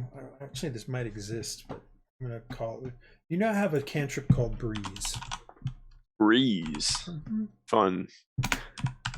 Or I can go, and then they feel it, and they're slightly chilled.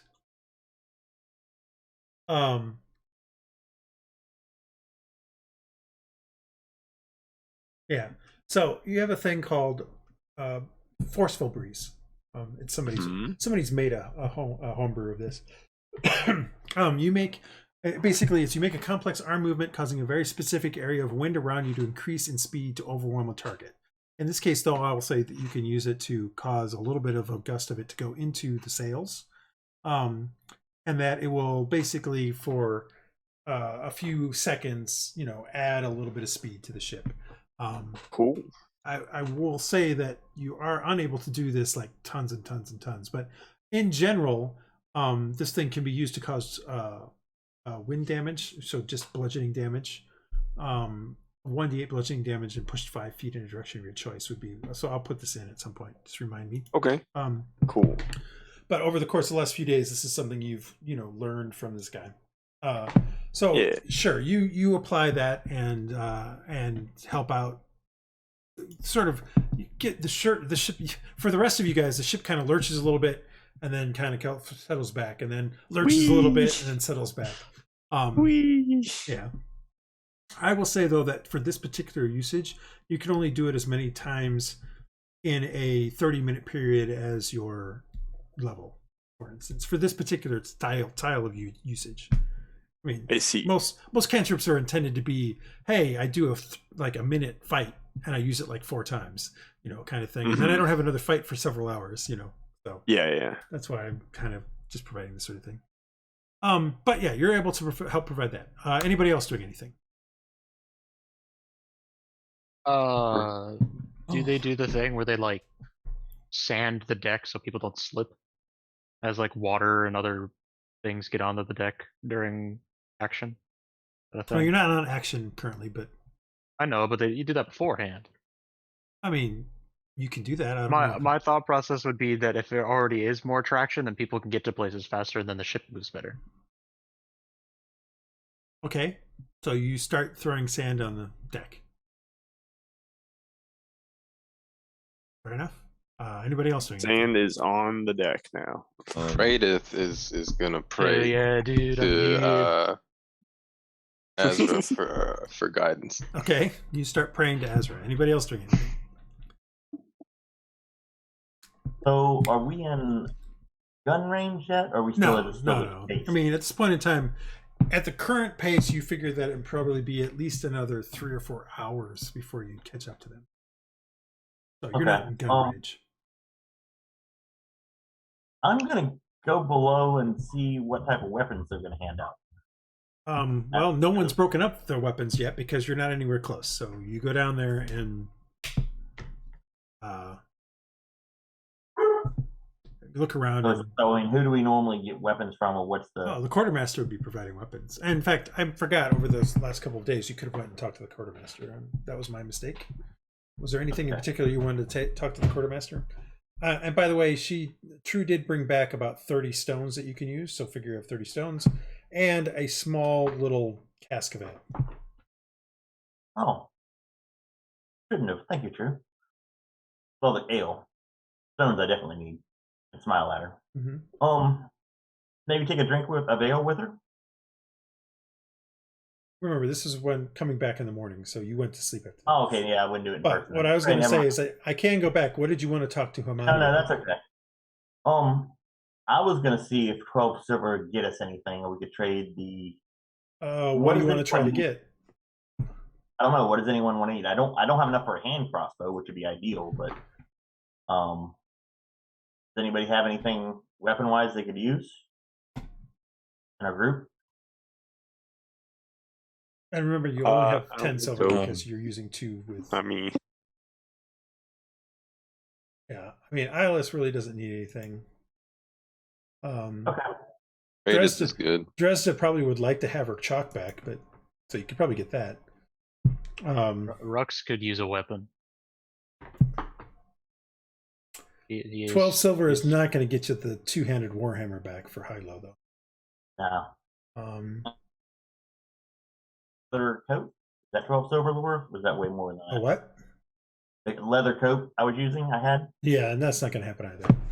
Do you think they know? Do you think they know about what type of javelin the javelin of lightning was? Maybe I can get that back. Did they know? They don't seem to have known what it was. How much would the javelin have been? That's a good question. We could always trade the mace for it. Yeah, I mean you have the mace too, so. Oh, that's right. We do have the mace. That's my mace. That's Hylough's. Oh, we could get a mace or something else. And then you said That's there was fine. what, No, a that's masterwork axe or something, or are you using that? I'm not using it, but You can get the javelin back for 5 silver. okay. Is it more or less than the trident? It's got lightning bolts in it. It's awesome. I forget Well- what the javelin stats even are. The trident's going to cost more than that. Trident's going to cost. Then I would only get the 3 javelin. or 4 gold. But the javelin, they don't because he doesn't. They don't know what they have. The javelin is 5 silver. Yeah, let's definitely get that.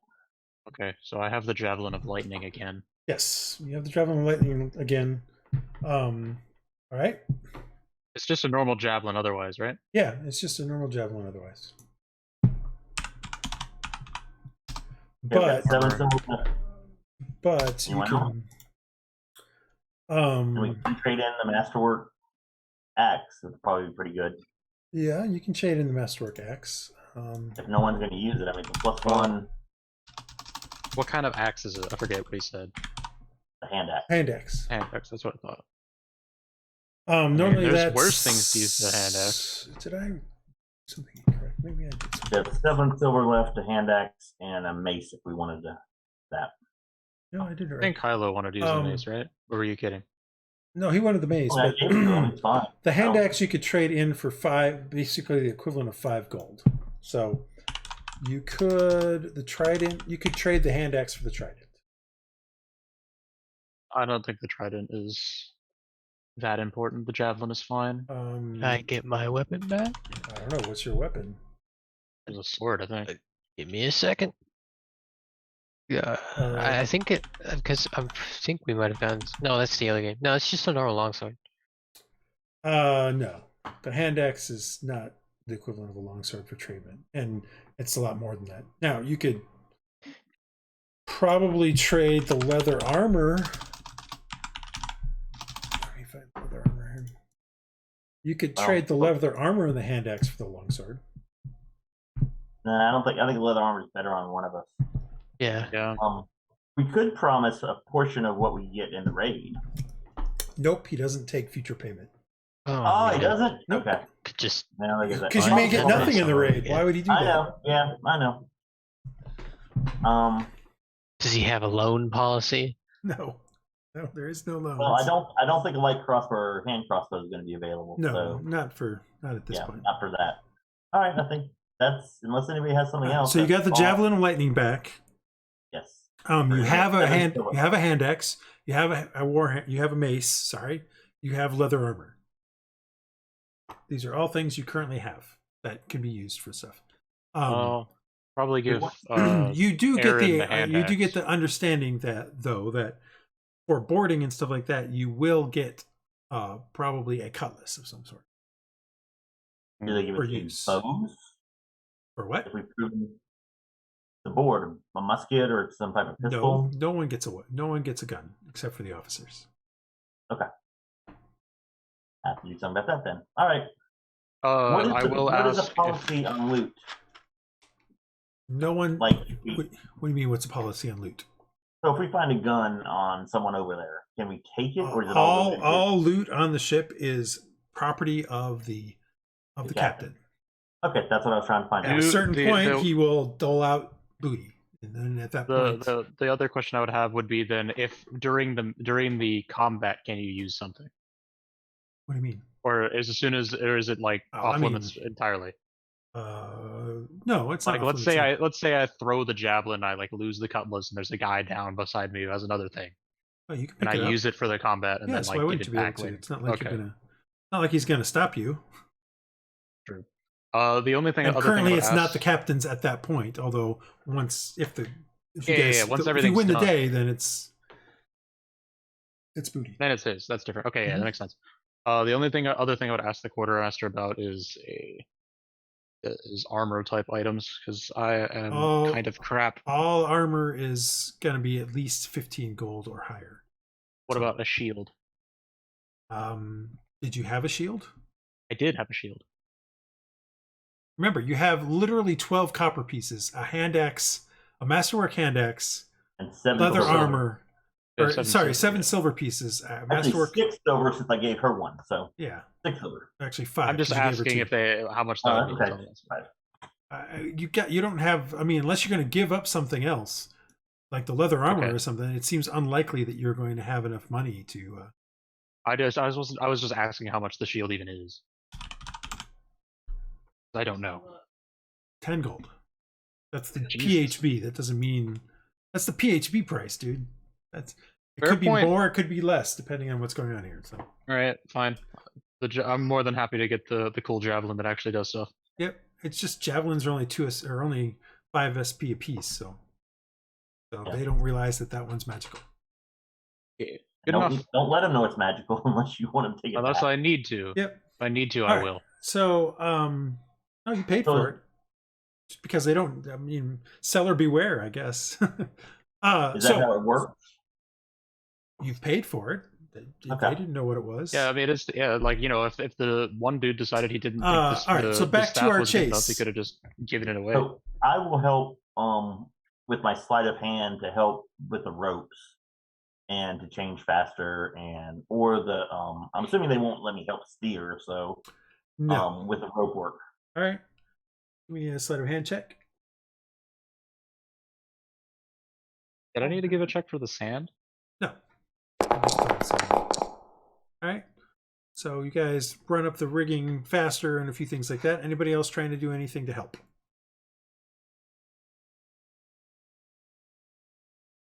All right. Yeah, I'm just doing whatever they tell me to do. Okay. I'm helping. You're not doing anything special specific to try to improve the chances, is all I'm trying to say. You're just doing what they've been told to do. Yeah, exactly. Okay. Over the next 3 hours, you guys slowly close on this ship.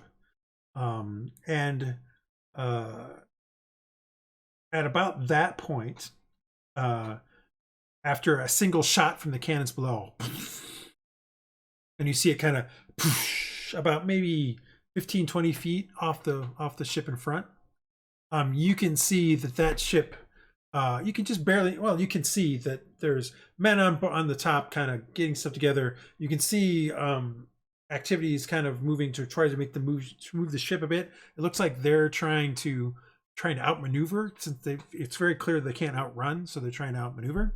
You guys, at this point in time, and at a little before this, Hamadi had come up and started handing out cutlasses and things like that to all the crew. A little bit after that, Rua comes to you, Marcus, and says, "Get your men together.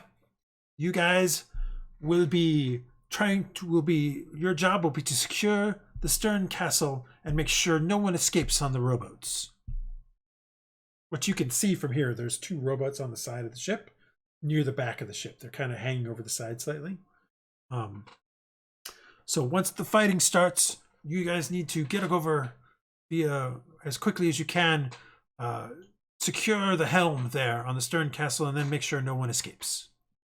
Aye, Do we know what that means? Secure? Meaning Do we make have sure to no have one the else boat? can use it. Okay. Do we have all to right. have the boats, or can I cut them free? We want the boats. Why wouldn't we want the boats? Because they couldn't use it. We could always go back for them. But okay, just checking. Understanding the orders. Secure the Good stern point. castle and make sure no one escapes. And that means that, basically the stern castle is usually where, steer the That's ship the and all hard that sort of fighting. stuff and that sort of stuff. So the heart of the fighting is going to be more in the center of the ship, more than likely. You'll see. I guess you'll see. Okay. As you guys start to get a little bit closer, a couple more cannon shots go out. One hits the top forecastle and puts a hole in the side, but it's above water. The other one splashes right near the boat on that side. And then they don't fire any more cannons the rest of the way as you guys slowly close on it. At the same time, you notice fog slowly start to rise from the ocean, and distance you guys can see starts to become less and less. You can hear shouts from the other side, from the ship, from the men on the other side, as there seems to be some confusion as to where this fog is coming from. Iylis, Oh, you have an idea of where it might be coming from. I think it might be that storm over there. No, it's probably not the storm. Oh, The storm happened last night. I just didn't. it's the caster. It's our windmaster guy. After a moment, you can see the ship through the gloom of the fog, and at this point in time, everybody give me first thing, I will switch to this.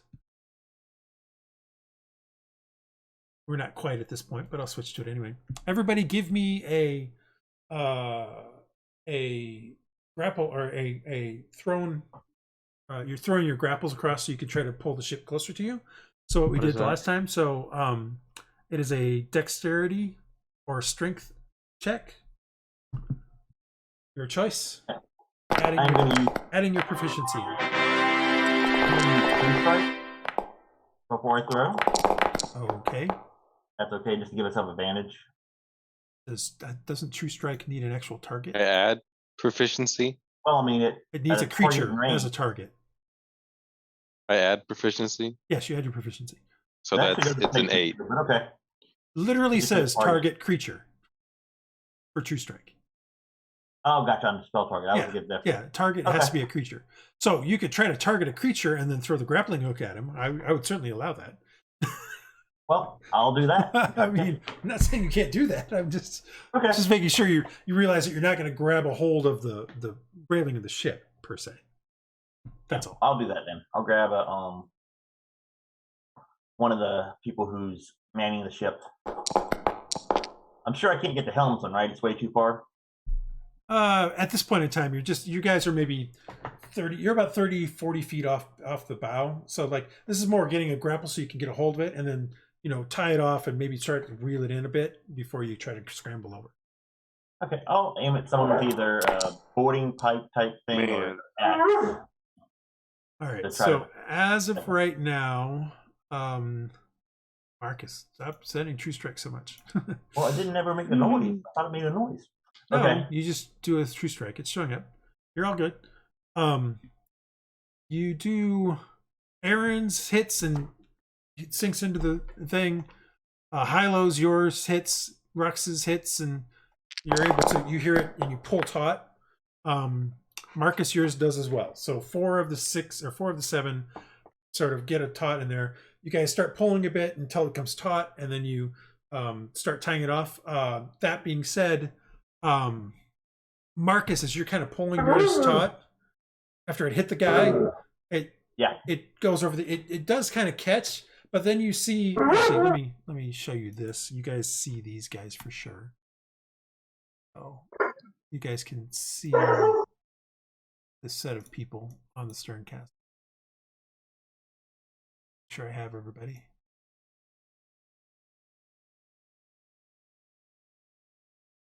There we go. So you see them. You happen to hit this guy here, right here. So roll a d4 and add your strength modifier. Oh, I don't have it. It's a 2. Just a 2? Yeah, just a 2. I don't have a strength. Okay. So you kind of hit him with the grapple. He takes some damage, and then that kind of crunks in. So at that point, the ships are slowly coming together. You see some people, some of the guys on the main deck, some of your crewmates start to scramble along the lines, the ropes, getting over there, and you can hear the crash of cutlasses on cutlass and that sort of stuff as some guys get in there. The occasional shot from clearly from a flintlock or something like that happens for a few of the first initial volleys, but that's about it. After that, it seems to be more crashing of swords. At this point, give me a athletics or acrobatics check, as the ships have gotten close enough that you guys can try to grab a board. And then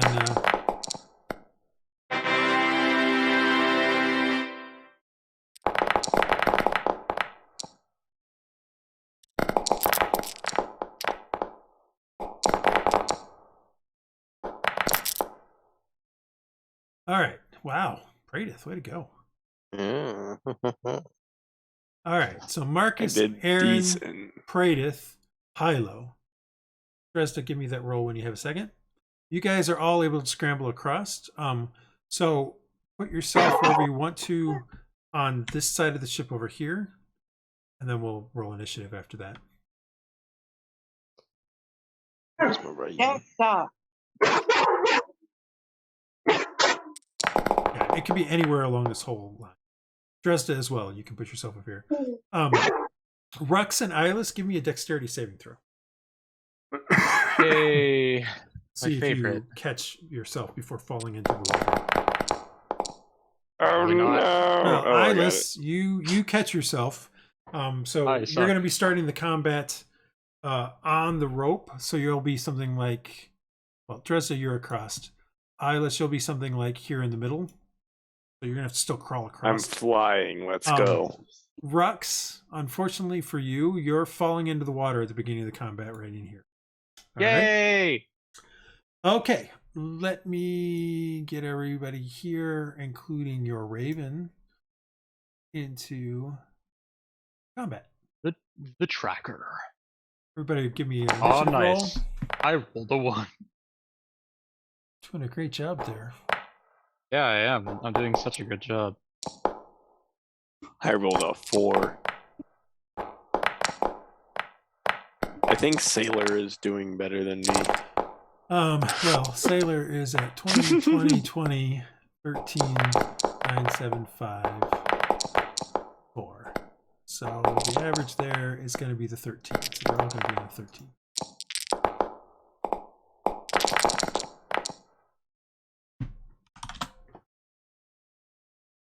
You guys come across.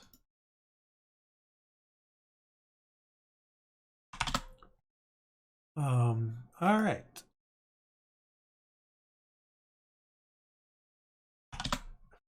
We all have cutlasses, right? Yeah, you have cutlasses. Can I get a dagger as well? Nope. Okay. Cutlass or a dagger. Those are the only two options. I'll take a dagger instead of a cutlass then. All right. You only get one or the other, though. You don't get both. It's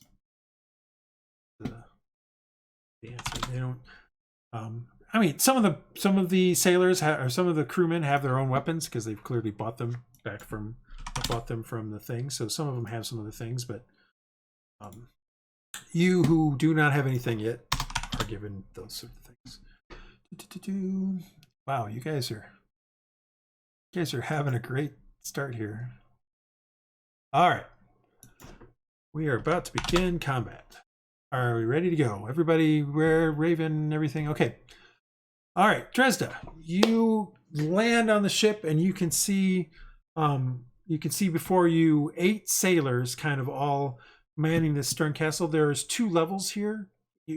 There's no disadvantage or advantage. I mean, you can fight whoever you want. There are 2 ballistas here, but they're pointing out. And in fact, as you guys were approaching, they did fire the ballistas a couple times. You can see if you look back on the Defiant, there's a couple spots where the ballista javelins are kind of embedded into the ship, but they haven't really done much to it. What do you want to do, Dresd'a? You are first. Oh, yay. Good. Let me see.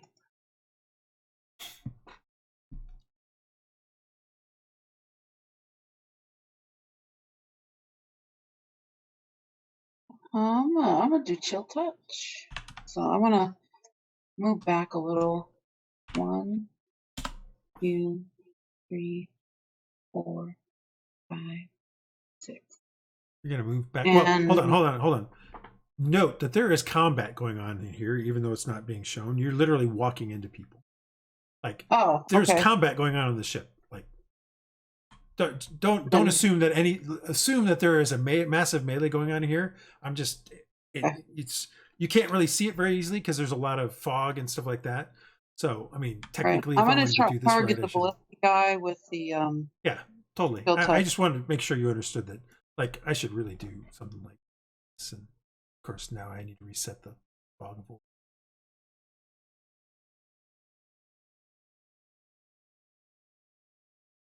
Did that not take?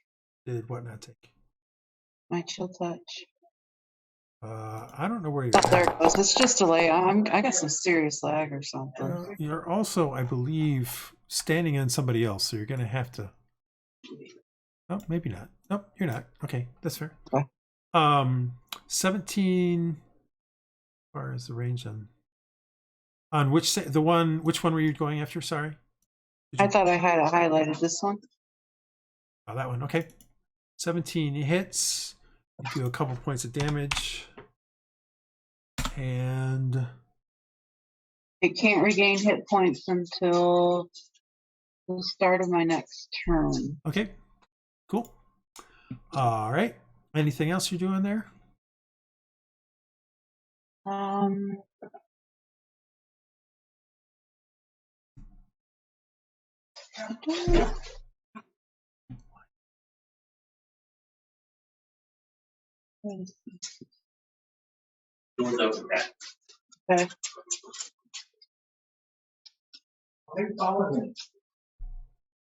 Yeah, I'm gonna say no. Okay. All right, I'm updating your vision a bit because you can only see a certain amount. Sorry, real quick, because of the fog.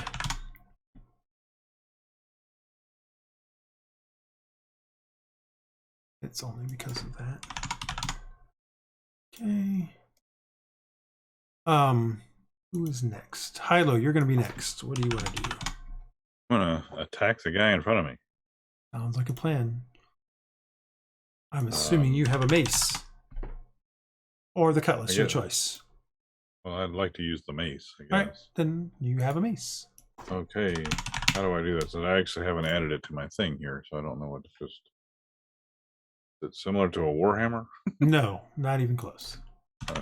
It's probably a D8, though, for damage. I mean, all right, guys, you do have access to the compendiums. You can always go to the items SRD compendium and look up mace. Well, I looked up cutlass and it wasn't. Cutlass is basically the same. Well, cutlass is in our items for chapter 1, if I remember correctly, or chapter 2. I've added it at some point because I know people have it, but mace you have. Did you just add a mace to yourself? I just added a mace. Just rolled for the. You definitely hit. this guy, and you do 4 points of damage to him. And Hello. you swing and smack him upside, and he's like, "Ow!" All right, let me see here. I have everybody set up correctly for. Yep. Okay. Cool. You guys know. Let me reset Fog of War one more time. And now it should be foggy. There's a fog. Now it should be foggy. Although somebody, oh, it's because Lewis, I didn't set up Lewis correctly. I'm like, why am I still seeing? Lewis is going to be pretty ineffective in this because the fog, FYI. Okay. I mean, he's just not going to be able to see through the fog very well.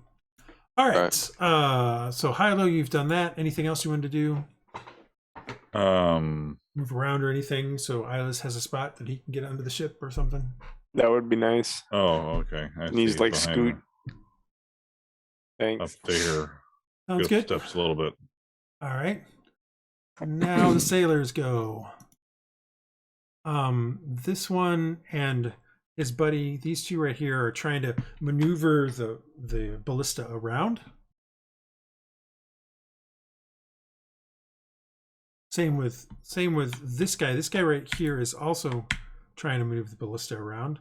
However, this guy, if we get to him, is going to attack you. This guy goes 1, 2, 3, and actually attacks you, Hylough. With a, if you want, you can use a short sword for a cutlass if you don't have it. That also works. He only gets a 4, however, and totally misses you. He hits the guy next to him and kills him. No, that would not be so lucky for you. And then this guy goes 1, 2. He gets to here and attacks Aaron with his short sword. Aaron, that is a 10 to hit. I don't know if I have armor or anything, so. Oh, that hits. Yeah, you don't have any armor, so that hits for 4 points of damage to you. This sailor here. Oh, he's one of the ones working on the thing. This one right here. This one actually attacks you, Hylough.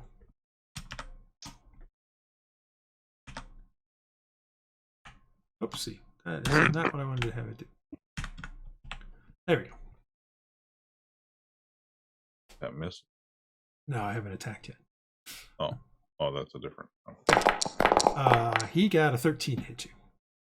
Well, I have an armor class of 17, but that's with armor, so I don't know. If You don't have any armor, so you're going to be 10 plus your dexterity, so it's a 12 that hits, but you only take 1 point of damage. All right, this sailor here crosses over. Actually, he goes down 1, 2, 1, 2. 1, 2, 3, 4, 5. And attacks Aaron.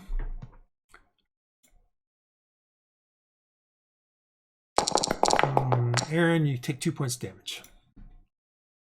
And this should be the last sailor that was... Oh, that was the one you attacked first, Hylough. He actually attacks you.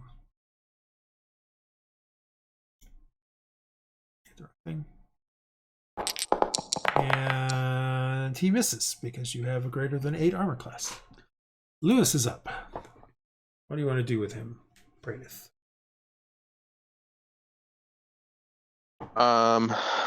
Did I get in my prayer? Did I get any indication one way or the other what Nope. she wanted me to do in this situation? Nope.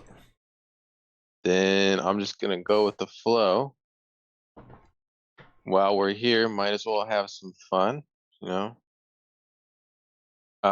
So since Lewis is not gonna be too effective, Like if as you a put him up visual 100, if you put him scout- up 30 feet, he's not gonna be able to see very well. But yeah, you have to keep him pretty since low. he's not gonna be too effective in that, I'm gonna have him fly up to one of these dudes Okay. and attack, Okay. That and he can then do. I'm just gonna. Where is his action? Speak. Oh, there we Well, he hits. Does 1 point of damage. It does 1 point of damage. And I'm gonna leave him there, and hopefully he gets killed, so I get advantage. Okay. Marcus, you're up. Yeah, no, Marcus, you can, in the cloud, you can sort of see fighting going on throughout the deck here. So you can pick your way through here and not have to worry about attacks of opportunity, but you really can't stay in here. You just as FYI.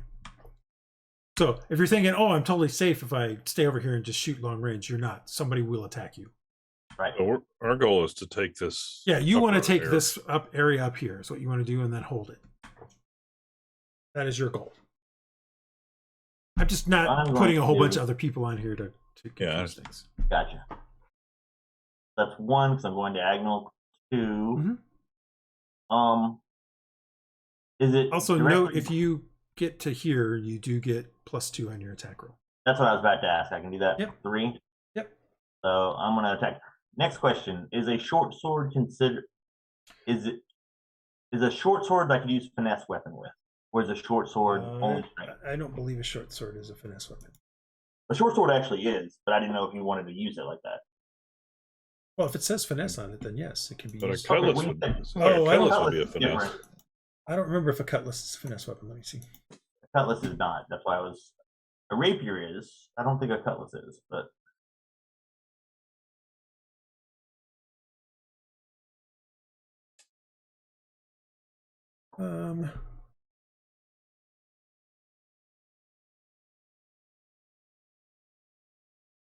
Actually, it is. Cutlass is a finesse weapon.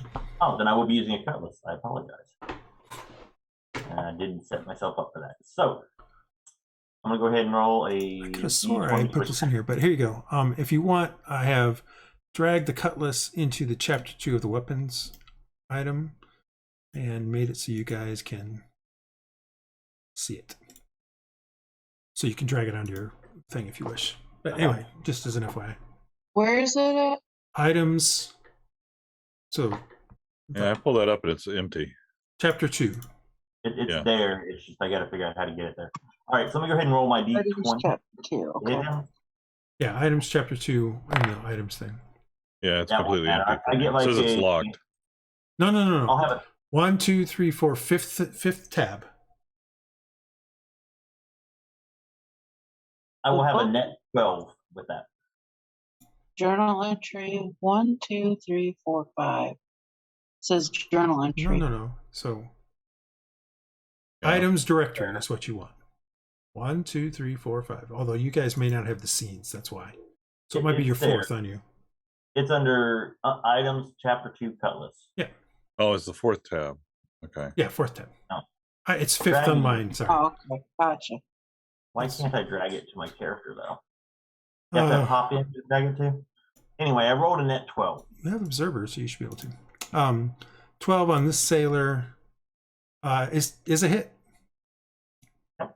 So that is a d6 plus 3. 9 points of damage net. All right. Why is it +3? Do you have +3 to your strength or your Plus dexterity? 2 dex. Yeah. That's why the finesse is a big deal for me. No, that's cool. I'm just making sure you had a +3 to dex. That's all. That's Cool. why. All right. go down? No. Oh, You guys are 3rd level. This isn't going to be like you're fighting, super I was whoopy hoping these things. were weak guys. No, they're CR quarter. They're not exactly super. We need Hard. minions. But they're basically minions. But anything else, Marcus? Let's see. You moved like I 15 feet. You've attacked. I will do this. I'll go. So that was. I'll go back to here, so I won't be hitting on like 2 of them. They haven't used his reaction yet, has he? Nobody has, no. What are the chances I could? Okay, I'll stay. Okay. Iylis, you're up. You're halfway across. It's going to require 2 points of movement to get to the ship. And then you'll be right in front of a sailor. Okay, but I can get on without making a check. Yeah. Cool. Hello. That's 10 feet of movement. You still have movement left. or you can attack this Yeah. guy. Well, and you can attack You're this the guy. silliest sounding wizard I have ever heard in my life. The most what sounding? The silliest sounding wizard. You Oh, expected Wow. wizards to sound serious? Silly Yes. wizards. Don't you know tricks are for kids? Right. Let's see here. I am going to cast Frostbite on the guy in front of me. Okay. Yoink. I guess he will try to make a Constitution save. Please don't. He will get a 4, so he will take 3 Let's points go. of cold damage. And he has disadvantage on his next weapon attack roll. Okay, good to know. Anything else there, Iylis? That is all. Okay, Aaron, you're up. There is a sailor in front of you. There's a sailor to the kitty corner. Unfortunately, Marcus didn't stay for you to get +2 to your attack. It's fine. I'm just gonna hit dude bro over here. Okay. See, he hit me. That's fine. Oh,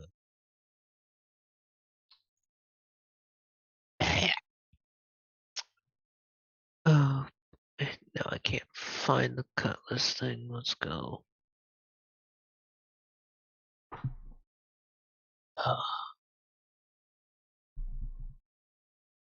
Yeah, I'll just make a D20 roll.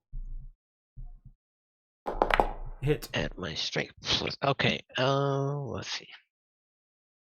What's the cutlass? D8.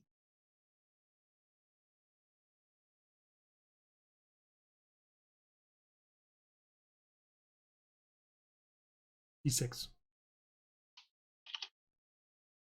What's your strength modifier? 3. 3 total? Or strength +3 to your strength? +3 to strength, or with Alright, so proficiency 5. +5. No, it's just strength. Yeah. So 5 points. All right. Anything else? I shall do this. And Nature's Wrath. how many is it? Charisma thing? Or wisdom? Proficiency bonus, so 2 of them. Oh, yeah, 2. Okay, well, 2, then it's going to be this guy and this guy. All right, so the 2 next to you. Yeah. All right, so marked. It's frozen. We'll use that. And that. All right. All right, Praedyth, you're up. All right. Now, am I in a safe working environment here, or am I? Well, no, there are people fighting around you. Like, just assume that everywhere on here there's fighting going on. There's some spaces in between, but you know, if you expect that you're going to move over into here to try to do something, you will take attacks. No, if I stay right here, will I be all right? There is fighting going on around you, so clearly some people are engaging other people, so maybe you're okay, but you are a small dude, so it's possible no one would notice. That's the hope.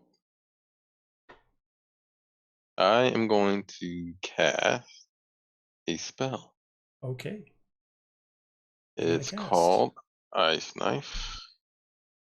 Hey, At that's level my spell. 2. Well, it's always at level 2 because that's your spellcaster. I know, that's what I'm saying. 19. Well, who are you going after? I'm going after, hold on, this one right in front of Iylis. Okay, that will hit. He's going to take what, 5 points immediately? Is that correct? Yes. All right, so he immediately takes 5 points of cold damage, piercing damage. Sorry. Then he. Okay, are you sure you wanted to do that? Oh, not in front of Iylis. I forgot that Each creature within 5 feet. 5 feet. Each Yeah. creature, which would include Iylis. You sure you want to do that? Gotta watch your centering, boy. The range on this spell is 60 feet. 60 feet. So could I get one However, of these guys? you can only see these 3 sailors because of the fog.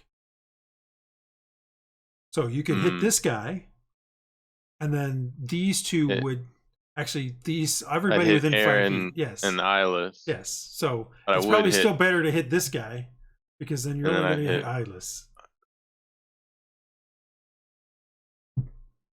Actually, you'll hit Iylis and Hylough. I 'cause you hit can't quite see Hylough, Hylough, technically. Remember, when you're selected, only the light ring is what you can actually see.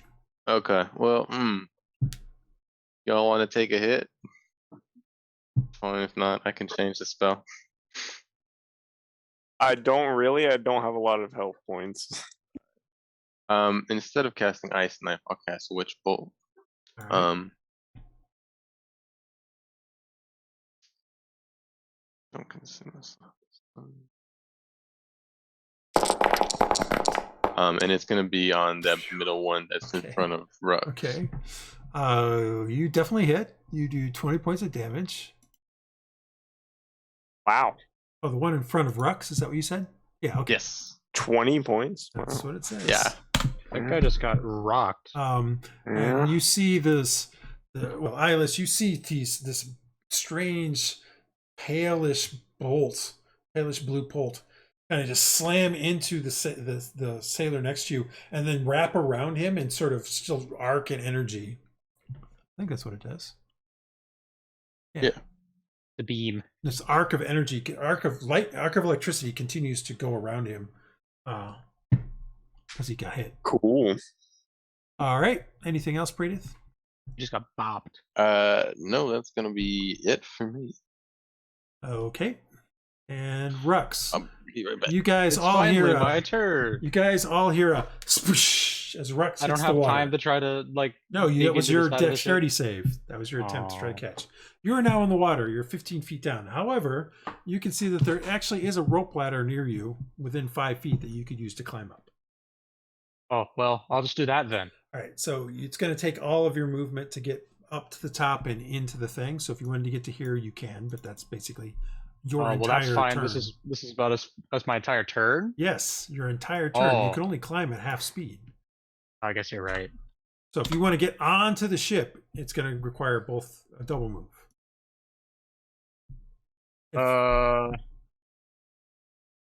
And you don't necessarily Oh. have a range or you do have a ranged weapon, but you don't have a reach weapon. Javelin is not a reach weapon.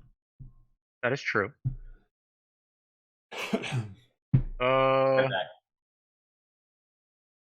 I'll still go all the way up. I was debating whether I wanted to like go like most of the way up, so that way I could like move and then attack next turn. But I am not. Okay, get up I there. want to present myself as a target Round 2, Dresd'a. for the squishies. You are up. Before Dresd'a, before you go, in and out of the fog over here, you're definitely seeing combat as crew members and sailors of the ship's crew kind of fight against each other, cutlasses swinging. See some people drop to the deck. Some of them are the crew of whatever the ship is. Some of them are from you guys' crew. Most part, it's sort of an ebb and flow as the fog swirls in amongst everything. Dresd'a, you're up. Okay. So this dude is an enemy, correct? Yep. And I think I'm gonna try. You don't see a name for them. They're probably an enemy. Okay. Shocking grasp. Okay. 13 does hit. Oh wow. Okay. The lightning damage can't take reactions until the start of its next turn. Okay, well, he took 4 points, so he's still up. But So, am I free to move behind him here? you can move through your own people. Yes, Okay. I'll come back here behind him. 3. You can do that. All right, and I shall be done. All right, Hylough, you're up. Okay. Oh. Mace the dude in front of me. Okay. Let's hope it's at 20. It is. You definitely hit the dude in front of you. Ta-da! And you definitely do 8 points of bludgeoning damage. He's bludgeoned. However, he is still up, Oh, but he has definitely taken that's damage. about all I can do. I don't know that I can do anything else. All right. don't All right. think. So it's now this guy's turn. He and his compatriot. These two guys right here. Oh, for the love of God. These two guys right here spend one more turn cranking this thing around. Same with these two guys. They're trying to move the. Actually, this guy is trying to move it around, but his friend here stops so it can attack the frickin' raven that's attacking it. And so that guy starts going, "Hey, come on, let's get it around. We want to shoot at these guys." But he stops, so they're screwed that up. This sailor attacks you, Hylough, retaliates for your meanness. Mm-hmm. That looks like it's a hit, but again, only 1 point of damage. Oh my god. Yeah. Oops, sorry, that was not what I meant to do. Ow, don't step on me. What'd you do? All right. You're gonna do that. Sorry, I actually didn't mean to Hit do that, but I thought I was actually just looking at it Oh, and okay. trying to figure out what it could do, and I didn't. Well, if you use it, you can add a roll to your armor class, if I'm not mistaken. Yeah, okay. That's that guy. This guy has to attack you. Is that correct, Aaron? Otherwise, he has disadvantage. Is that correct? Yeah. All right, so he will attack you.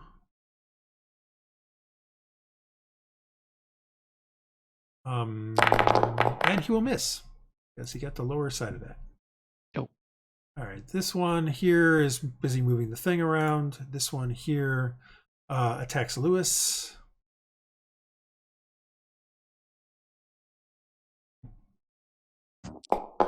I believe that hits Lewis. Lewis dies. Tragic. Tragically, Lewis is dead. Now dead. No, not Lewis. This one also attacks you, Aaron. Now they've massacred my boy.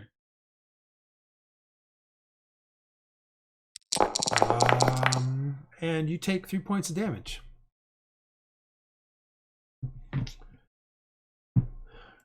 Aaron, and now this one attacks Iylis, but with disadvantage. Let's go. That's still a 13 to hit. I think that hits. Seems likely to hit you unless you're got a great dexterity. No, I have 10 All right, armor. so you take 5 points of damage, and Lewis is dead. Marcus. No. So several questions. If you look up the definition of bravado, the danger sense, it specifically says in light armor you can add your proficiency if you use it. That seems silly. I would think it'd be no armor or light armor, but I would ask that before I get hit. So I'm going to just move. So that would be an attack of opportunity from that guy, but I think it's disadvantage because he's not hitting Aaron.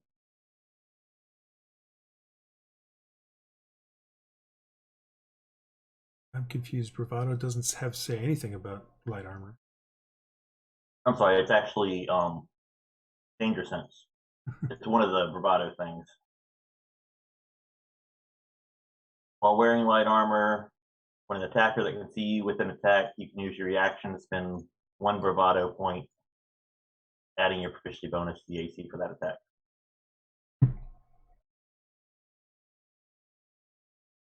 I would think it'd be light armor or no armor, but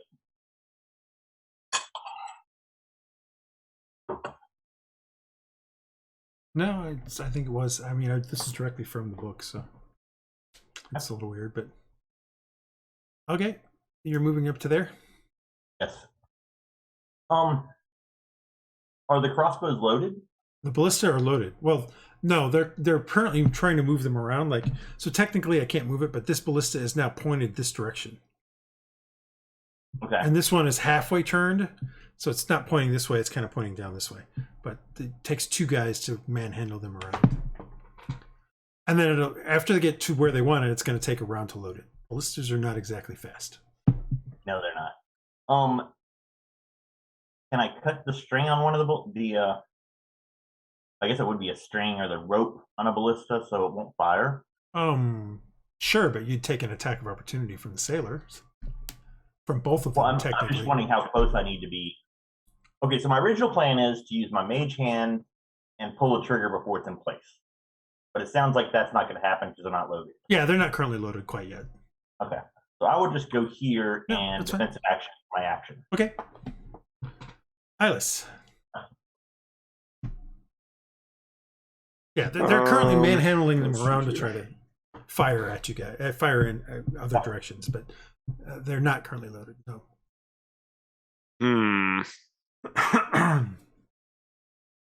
I'm gonna cast. I'm gonna cast. Can I cast Magic Missile at this short of a range? Yeah. It does. It doesn't matter because there's no attack. There's no attack roll. Yeah. I'm gonna cast it on the guy in front of me. Okay.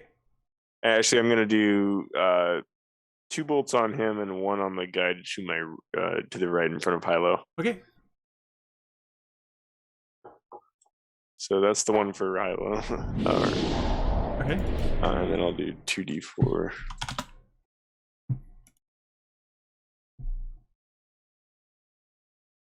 +2. There it is. And that's 7 on the guy in front of me. All right. All right. So some icy blue energy blasts come from Iylis's fingertips and slam into 2 of the sailors. Aaron. Oh, sorry. Iylis, is there anything else you wanted to do? Nope. All right. Aaron. Well, I'm gonna beat this dude up again. Which one? One in front of you. You have a +2 to hit. Oh, right. That's That hits. okay. No +2 on. No, just a hit. Okay, 6 damage. All right. You swing your cutlass and slash him across the front, and sort of he goes and some blood kind of spills out. Praedyth, you're up. Sorry, Aaron. Did you want to try to maneuver or anything? Nah. Okay, Aaron, you're up. Or Praedyth, you're up. Sorry. All right. I want to just activate my spell again. Okay, which was the Witch Bolt. which was this guy. Yeah. This one right here, Is sorry. there like a button I press, or should I just cast the spell again? No, because you do. I rolled damage again. I don't know. No, because you can't roll it again. The initial damage is 2d12, but after that it's only 1d12. So just roll a d12. Okay. Hold on.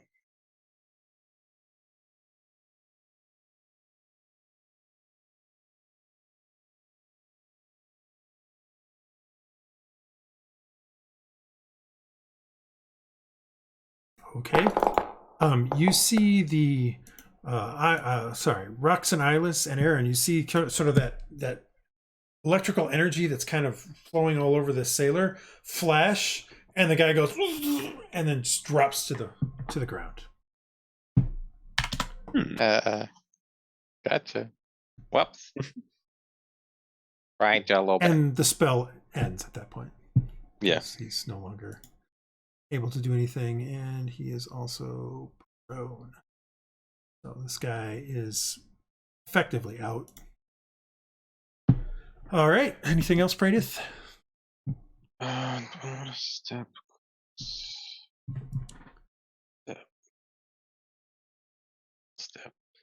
Hold on. Is my healing hands, is that a bonus action or is that an action?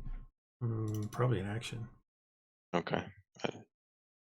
I don't top of my head, but I don't either. I don't want to click it.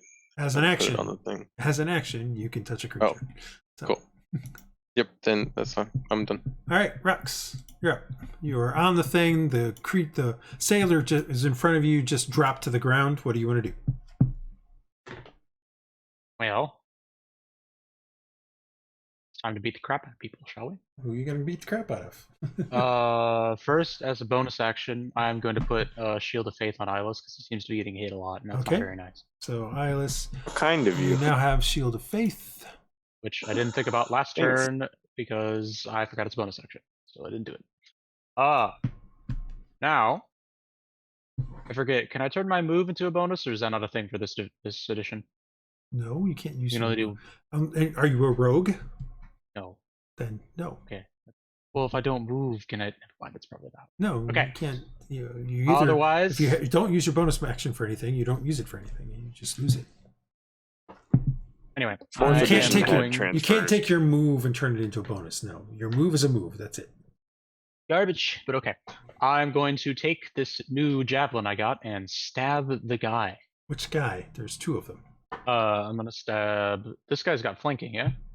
No, Technically? you're not directly across from them. Well, he's Aaron being and flanked. Dresd'a have flanking. You do not. Ah, okay, fine. I'm gonna hit this guy instead. All right.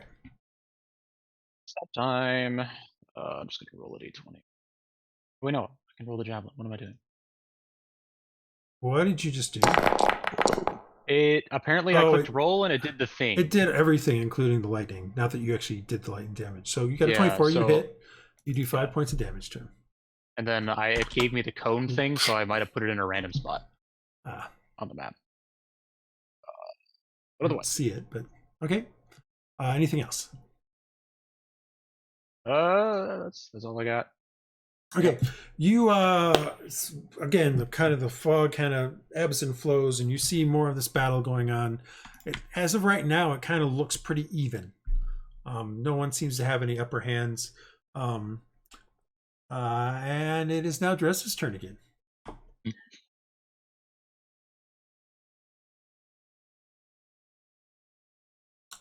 What do you wish to do? I'll shocking grasp the guy in front of me again. Okay, sounds good.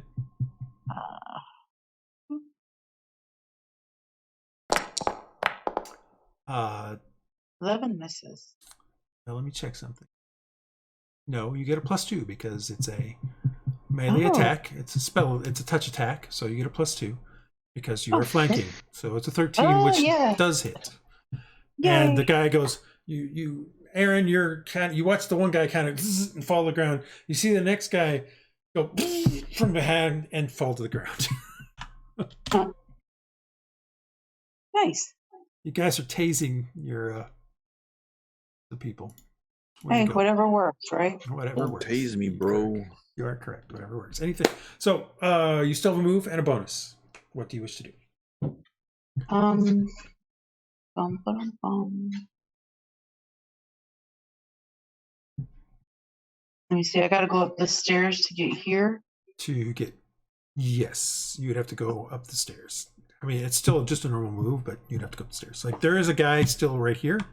This guy still exists. He's still there, and there's all of these guys still.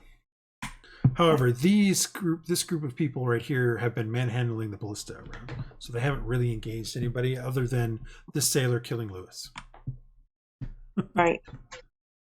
Oh, head that way. That's it. All right, Hylough.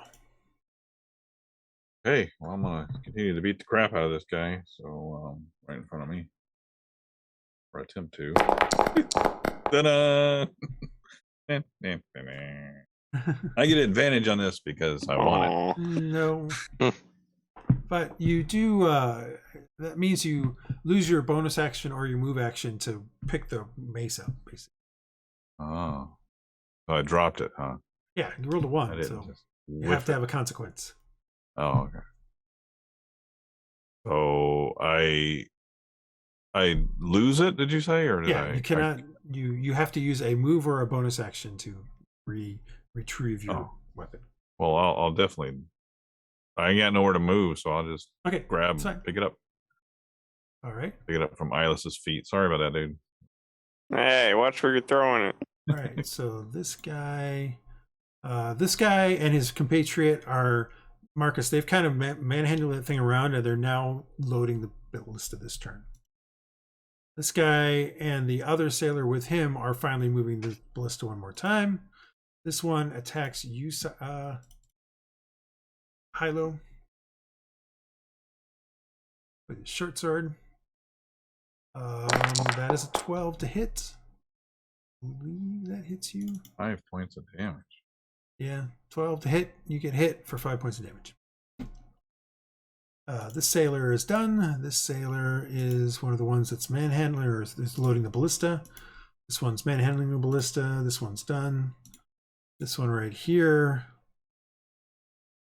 attacks Iylis. But he doesn't have disadvantage, does he? No, you hit him No, with what's the no, I hit him with magic missile. What's the armor that I get? 10 plus your Rhux? dexterity bonus. No, Oh, plus Rhux. plus shield of faith. You're correct. Yeah. Doesn't matter. You got a 20, so you take 6 points of damage. Oh, rude. Sorry. Oh, ye of little faith. Lewis is down. Marcus, you're up. Those two guys are now, the ballista is facing sort of towards the ye of deck. little health. And these guys are loading it up. Okay, Ow. Marcus. Yeah, I would like to make the ballista by cutting the wire or something to make it inoperable. I guess I'll take an opportunity attack to get that. Yeah, I mean, it is a pretty heavy rope. It's going to take more than one round to cut through. And do it. Like, it's a heavy... I mean, Right. it's not like it's a crossbow. It's a ballista. Oh, yeah. So it's a thicker kind of corded wire kind of thing like you would see on a crossbow. So it's going to take 2 rounds to cut through. You can do it. It's just going to take 2 rounds. Is there something I can do that would disable it faster? The trigger, Fireball? or- yeah, well, something that I can do. I don't have fireball. Kill the sailors? And that's not gonna be fast either. But all right, I'll go for the cord. All right. So this round, you do your thing with the cord. This guy will get a reaction to attack you in response to it because you're focused on that. However, it looks like he misses unless you. I believe you have a. I have a 13. Yeah, so he misses you. All right, and you cut partially through it. The other one is not anywhere near you, so he can't do a reaction to do it. Anything else you want to try to do with the bonus or anything? Hylough, will you quit playing around over there and finish this? And I'm going to give Hylough a bardic inspiration. Okay. Thanks.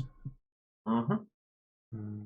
Pop that puppy And into the chat window, and then Iylis, you Yeah, will be let up. me get the bardic inspiration thing. I need to get out of here. There we go. All right, you'll get a 5 when you do your thing, when you use it, Hylough. Iylis, you're up.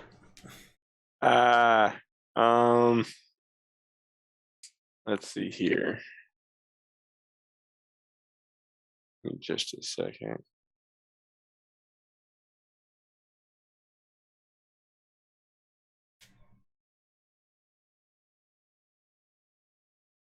I am. Let's see here. I'm just gonna cast Frostbite on the guy in front of me again. Okay.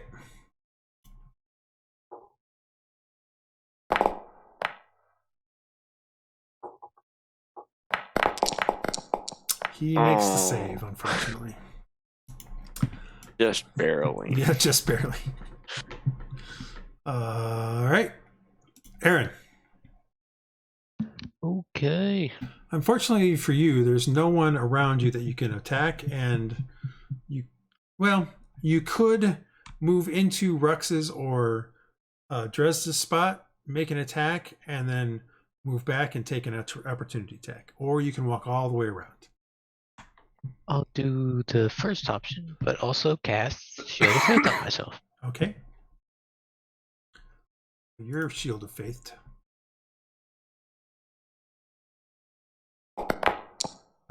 14 will hit.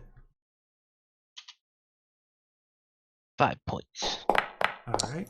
Wow, the guy is still up. He's looking really terrible, though. Hey, but he does retaliate with his short sword and gets 17, so probably hits even with Shield of Faith, which does an extra +2 to bonus to AC, by the way, Iylis. So you take 4 points. Gotcha.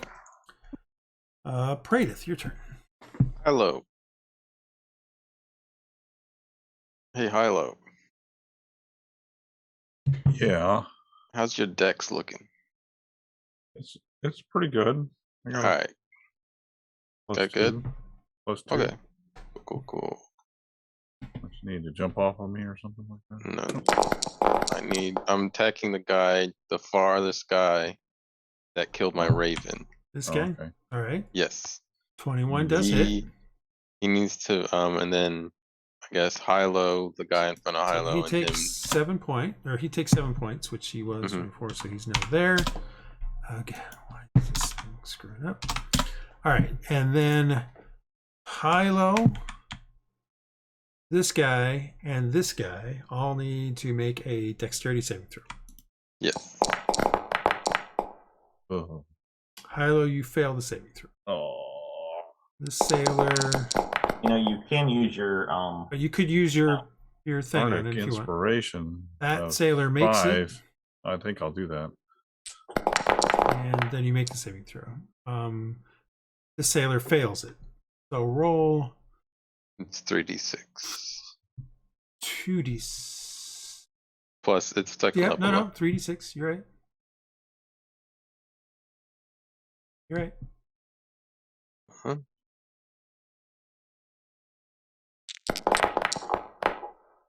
All right. So, Hylough, you take. Oh no! If you succeed, you don't take any damage. Yeah, don't take any damage. All right. So this guy is the only one that takes damage. He takes 9 points. All right. Anything else, Praedyth? Nope. Where are you? Oh, there you are. Never mind. I'm here. Rhux, you're up.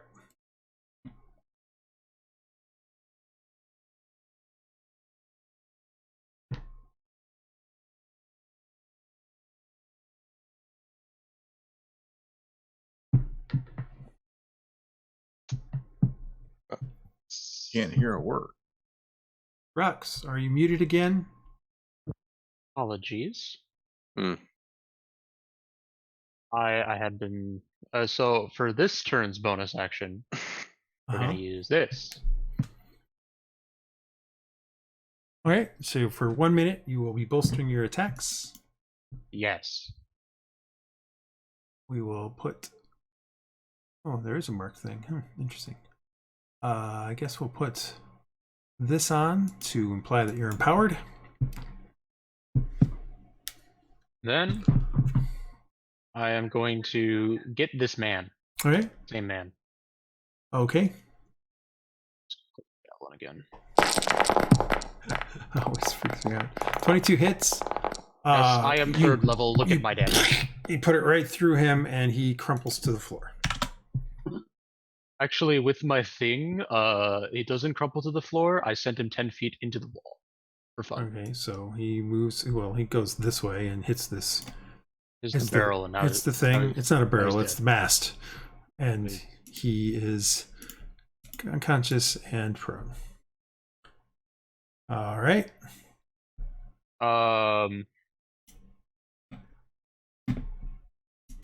Then I will shift to Dresd'a. Well, you can melee move. range? So No, I know. I forgot what Dresd'a's attack ranges are. Are they melee? I can do both. I'm gonna shift here. okay. See if Okay. they'll hit me instead of the boy. Okay. I'll start pounding on Ballista Boy. Okay.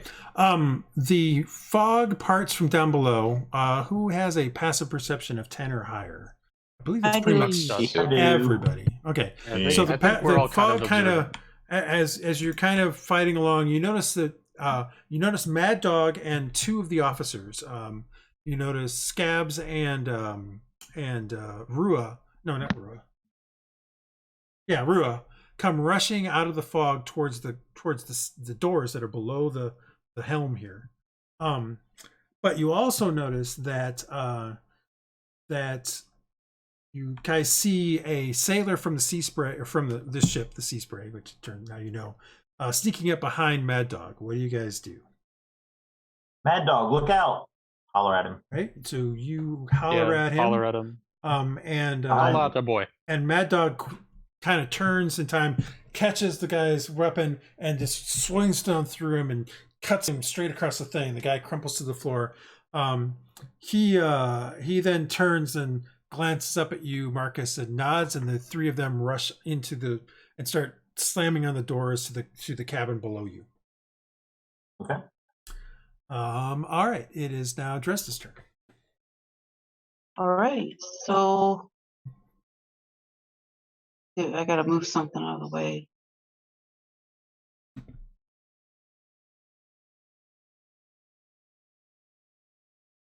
Okay. This ballista? Which guy? You wanted this guy or yeah? Okay, I see. And I want to use the chill touch. Okay. Hits again. All right. He takes 4 points. And can't regain hit points. Not that anybody's giving them hit points, but but good to know. Anything else? Oh, there's a guy there. No, there's not a guy there. He's down. I meant to hide him. Can I move to here? If you move to here, you do take an top opportunity attack from this guy. You could move to here though without taking. Okay, I'll do that. All right, all good. Right. Hylough, you're up. Okay. Pound away. Let's see here. Gotta get rid of this guy. Get rid of this guy. 6 points. Definitely hits. 6 points. He takes another beating, and you hear some ribs crack on his left side as you whack into his side. Yet? Whack, and you, but he's still not gone yet. No. And I'm going to do the was it action surge? Is that what I Yeah, can you do? can do that. And Another attack. whack him again. All right, sounds like a plan. Hope it's worthwhile. That hits him. You whack him on the other side, and with a you hear lots of cracking and crunching, and he spits out some blood, and he collapses on the ground. Yay. Cool. All right. All right. I guess I'm done there. All right. All right. So that leaves us with all the sailors who are trying to do stuff with the ballista. This one here gives up trying to do anything with it, Marcus, and he moves closer to you and attacks. Okay.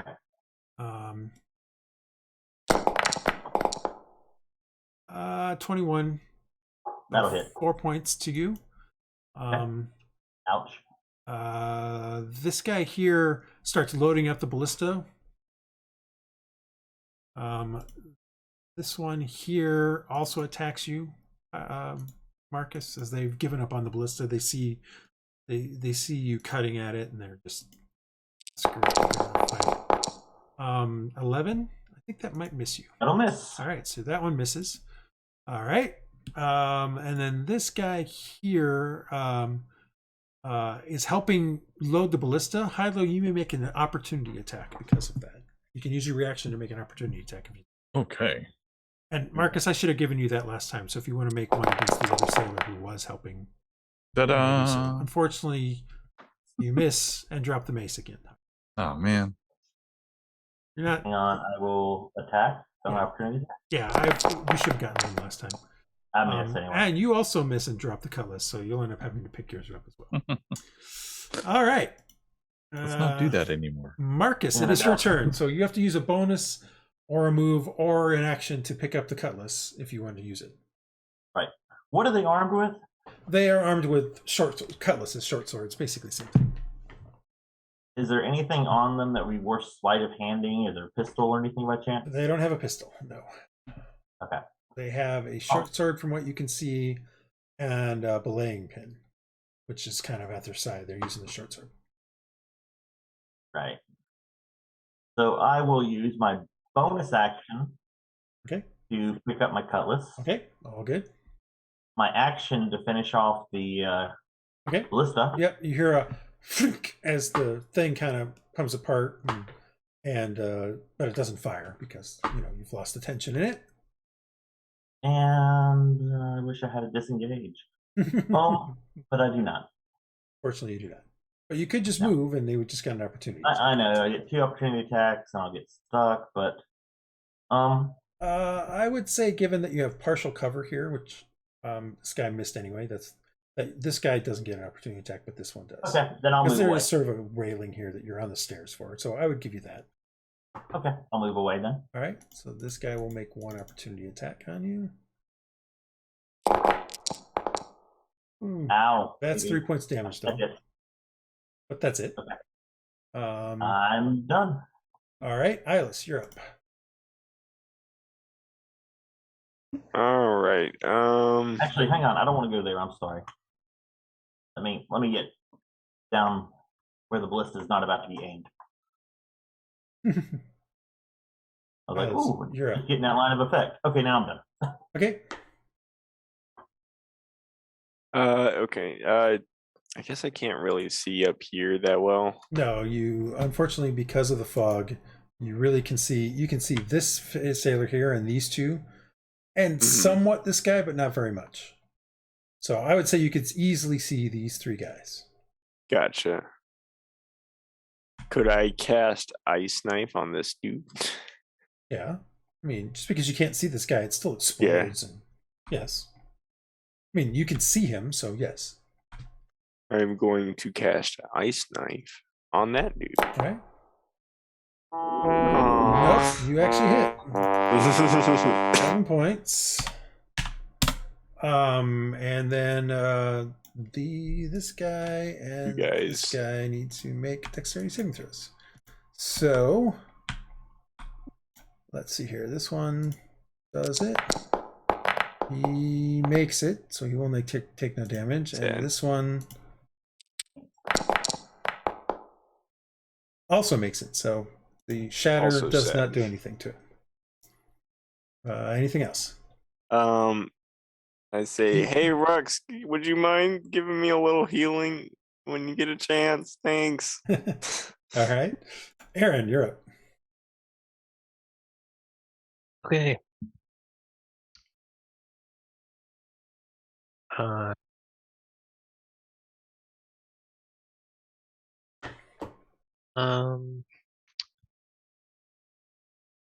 Yeah, I'm just gonna hit dude bro here. Which one? I'm Oh, you moved up. this Okay, guy. sorry, I see.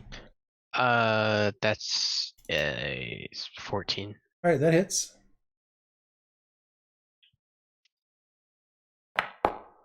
8 damage. 8 damage. All right. He goes as your cutlass kind of slices off the side of him. Anything else? How many move was that? I was there. 1, 2, 3. Oh, I can't get him past him anyway. No, you Yeah, can't I get don't know. past That's it. All right, Praedyth. Okay, so Praedyth is going to cast Eldritch Blast at the guy in front of Aaron. Okay.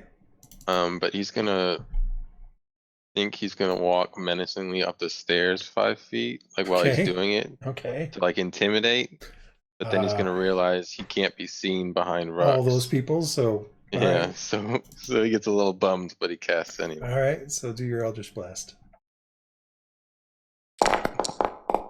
And I still have advantage against that guy. You do? Because it killed my bird. All right. All right. So that hits for 9 points.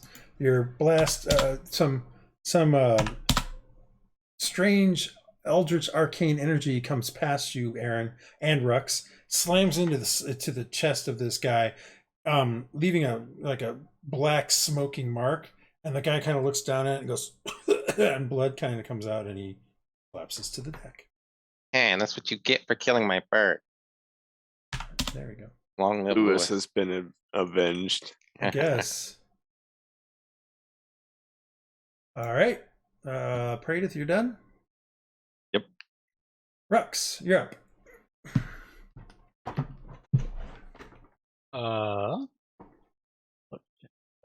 Does this work?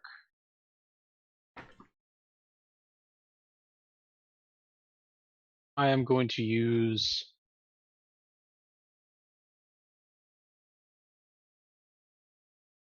Cure Wounds on Iylis. Okay. Thank Iylis, you you. get 7 points back. He's looking a little bit. He's looking a little bit rough. So that was an action. And then I am going to. That is not true. Okay. It's true. That's like 2 movement. Oh, but you. Oh, I see. I see what you mean. All right. So you hear more, clashes and clangs and screams and all that sort of stuff.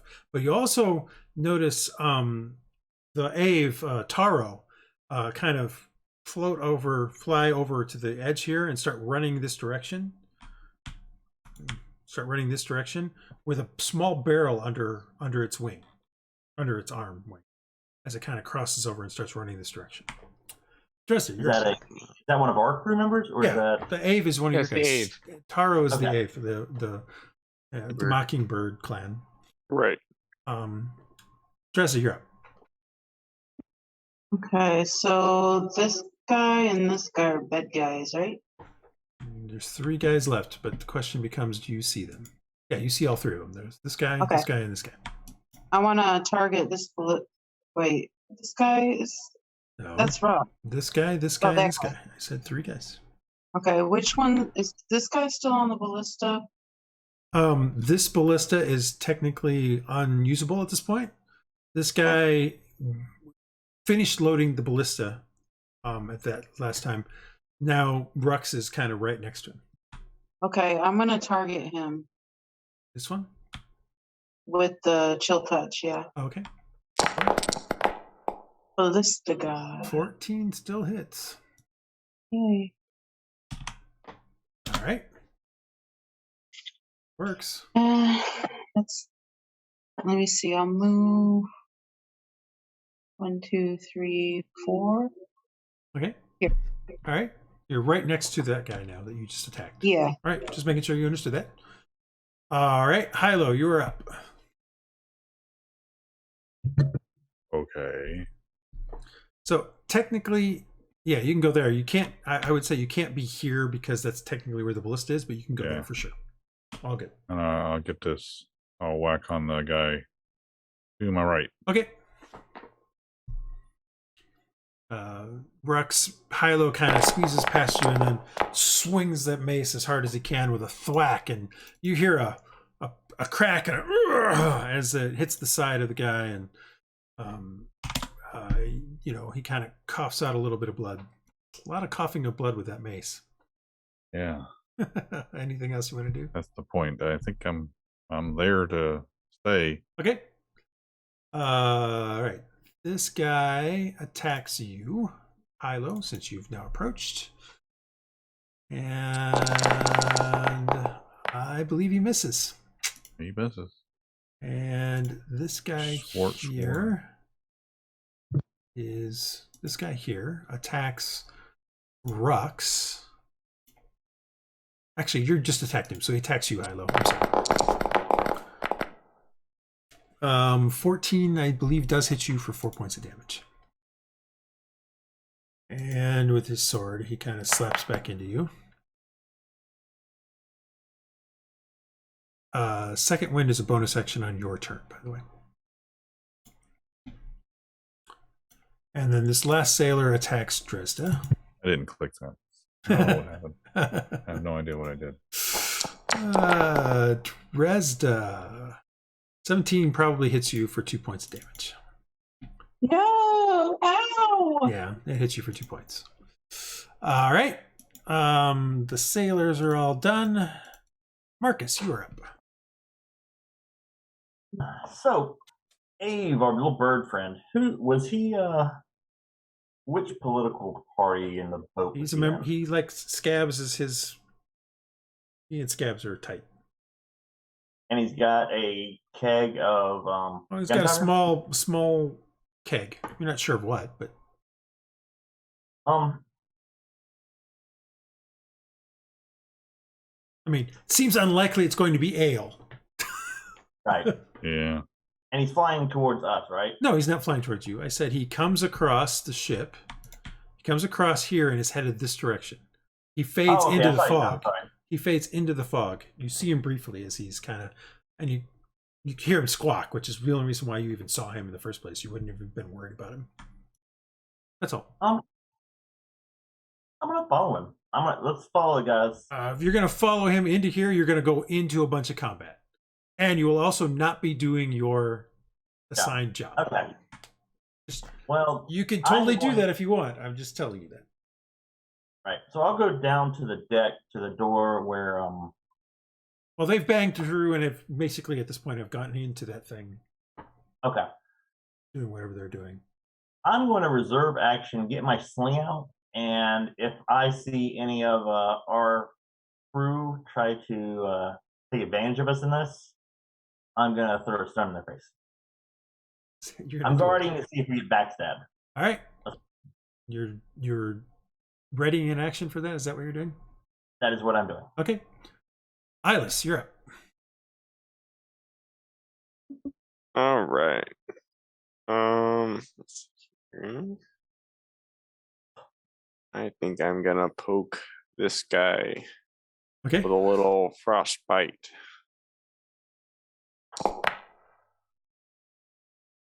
This guy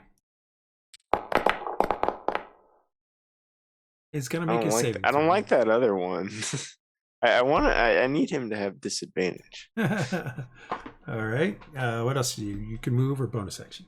I think bonus I action. will scoot over here Okay. onto the stairs, and that's it. All right. Aaron, you're up. Okay. If I move here, can I hit this dude? Or is Yes. the ballista in the way? You can, but Okay. if you back off, you will take an opportunity attack. Yeah. 15 will hit. Roll some damage. Whoop. That's a D67. Please roll a D6. still 8. It's still a 5. All right, so 8 points of damage. Again, you kind of slice off part of his down his arm, and he kind of but stays up as he's losing blood. And he makes an opportunity attack as you go away, and he hits for 2 points of damage. And it is now Praedyth's turn. Praedyth is going to activate his Radiant Soul. Okay. So he gets his wings and, looks cool.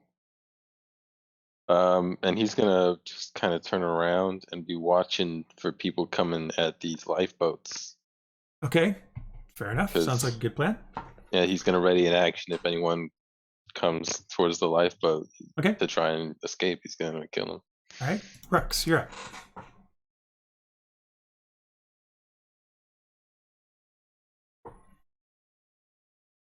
I can't hear you, but you're up. Is me. All right. How the button, the siding of this part of the ship, how tall is it? It's a railing, so maybe about 2-3 feet tall. Okay. I am going to attempt to hit this guy. Okay. And ignore all of the I know. It's all good. 15 will hit. You All right. you I do. you hit the guy, you're gonna aim to him. Are you pushing him again? Yeah, I want to attempt to push him over the railing. Well, you see him as you kind of thing, and then he blasts back, and you see him kind of just limply, like ragdoll, into the thing, slamming his back, and then flip over the side. I don't think they'll be too mad about that. Seems like maybe it's Goodbye, friend. gone. And then I will move up to here, and then here. Okay. All I right. will be done. Dresd'a, you're up. Oh. This guy that's in front of me, I'm gonna try to zap him with the shocking grasp. 8 does not hit him, unfortunately. Not in this lifetime. No, sorry. Anything else? I think it's all I can really do right now. All right, Hylough. Sure. Okay, well, I'm real creative here, so Are you going to attack somebody with a mace? I am gonna do that. Okay, Yeah, sounds the guy like right a- in front of me. Sounds like a plan. Might even 13 hit. still hits. And you Wah. do 8 points to him. He's bludgeoned. He goes whack and ooh. He doesn't spit up blood this time though, amazingly enough. Oh. But you did hear a crack. Definitely hurting.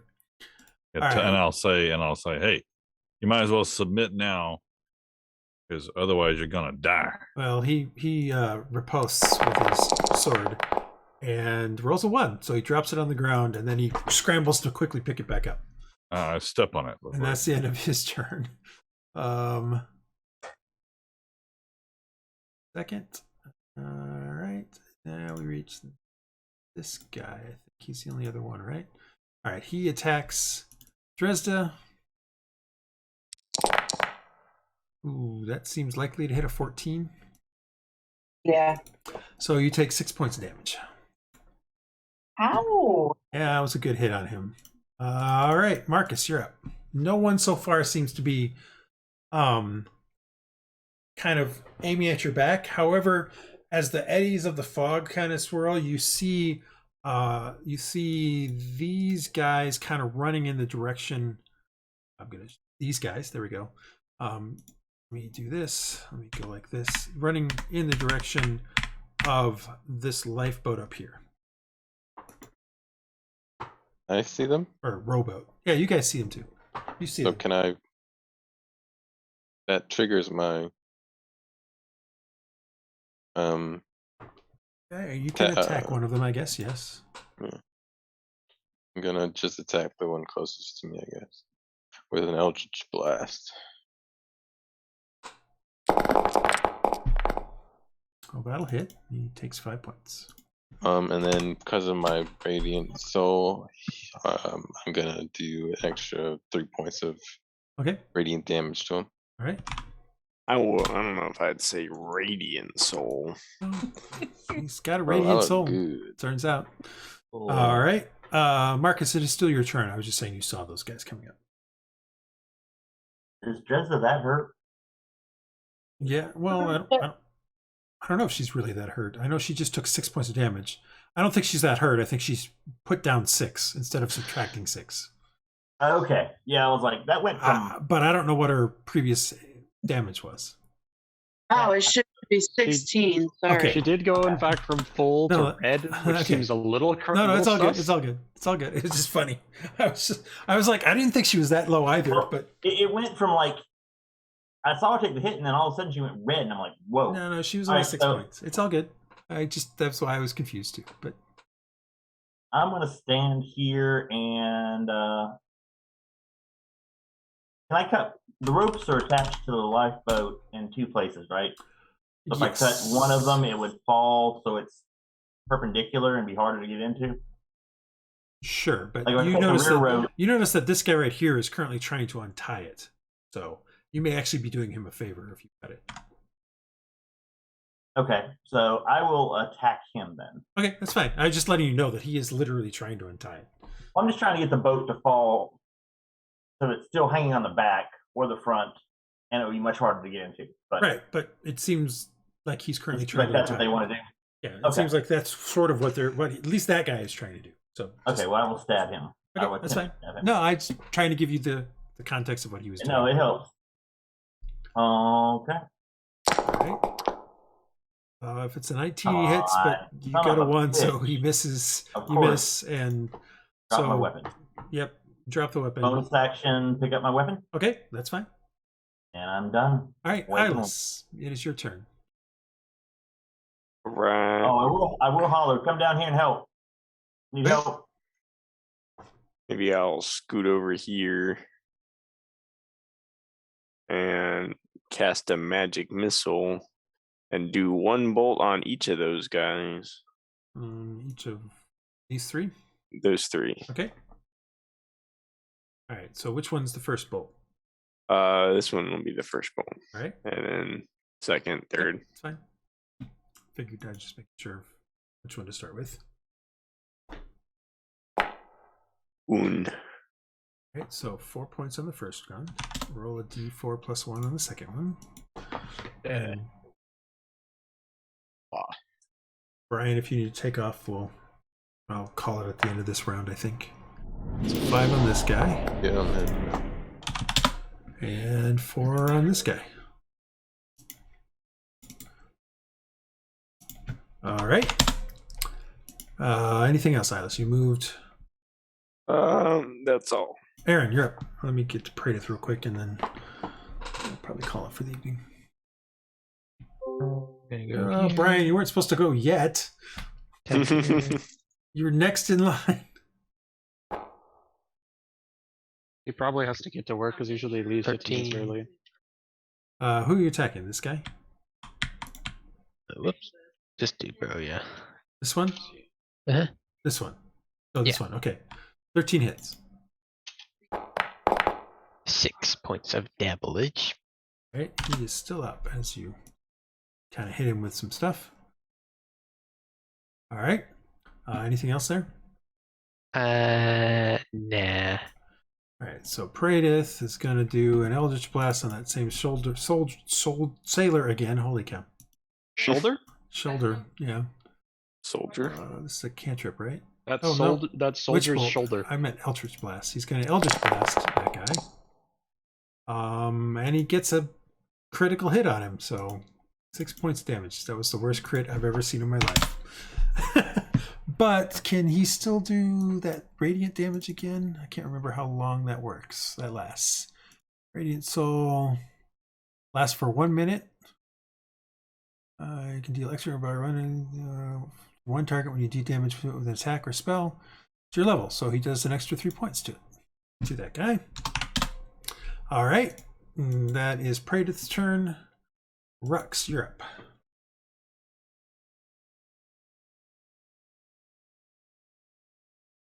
Get rid of these idiots.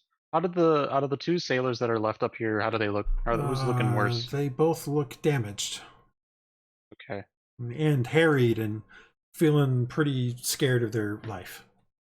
I'm going to attempt to shove I this am one also over the scared railing. of my also. life. Okay. That's what I'm going to attempt, is to push him off the railing. Okay. I don't think he's gonna just die and then fall off, so this will be harder. Javelin! Oops, I actually put down the box this time. 25 to hit hits. 15 points of damage. Jesus. I got No, that's fine. perfect And, damage. Let's go. actually, are you try to push him remembering over to the do wall. your extra bludgeoning damage, by the way?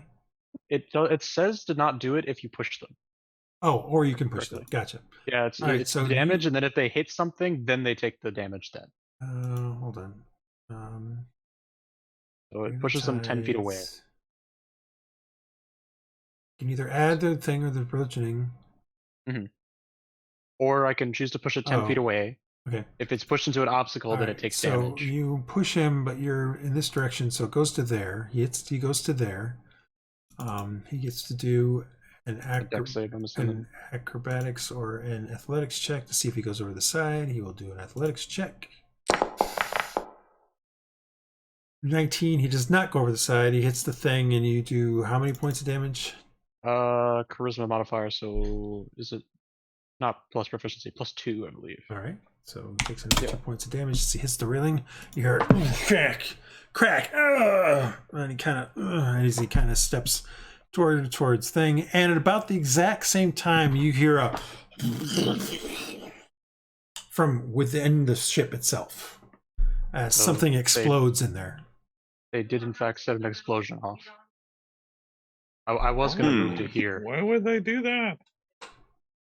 I don't think they And were the whole thing kind of rocks a bit. I don't know if they were supposed to do that. I think they're trying to get rid of Mad Dog. And we 'Cause will he should be under. we will stop there for the day, Oh for no! this session. Oh no! Cliffhanger. You Not guys at are, the as you guys are explosion. fighting through things after the explosion that rocks the ship. Dad, just so you know, I did move into that Oh, guy's it's fine. I spot, know, so it's there's fine. flanking and stuff. All right. I don't know how to get rid of this box. Hopefully everybody's we'll pick this up again when I get back from vacation, unfortunately. So this is a cliffhanger, a 2-week cliffhanger, unfortunately. And then everybody have a good evening from this. Have a good vacation. Yeah. So it's going to be 2 weeks or 3 weeks? 2 weeks. Okay. And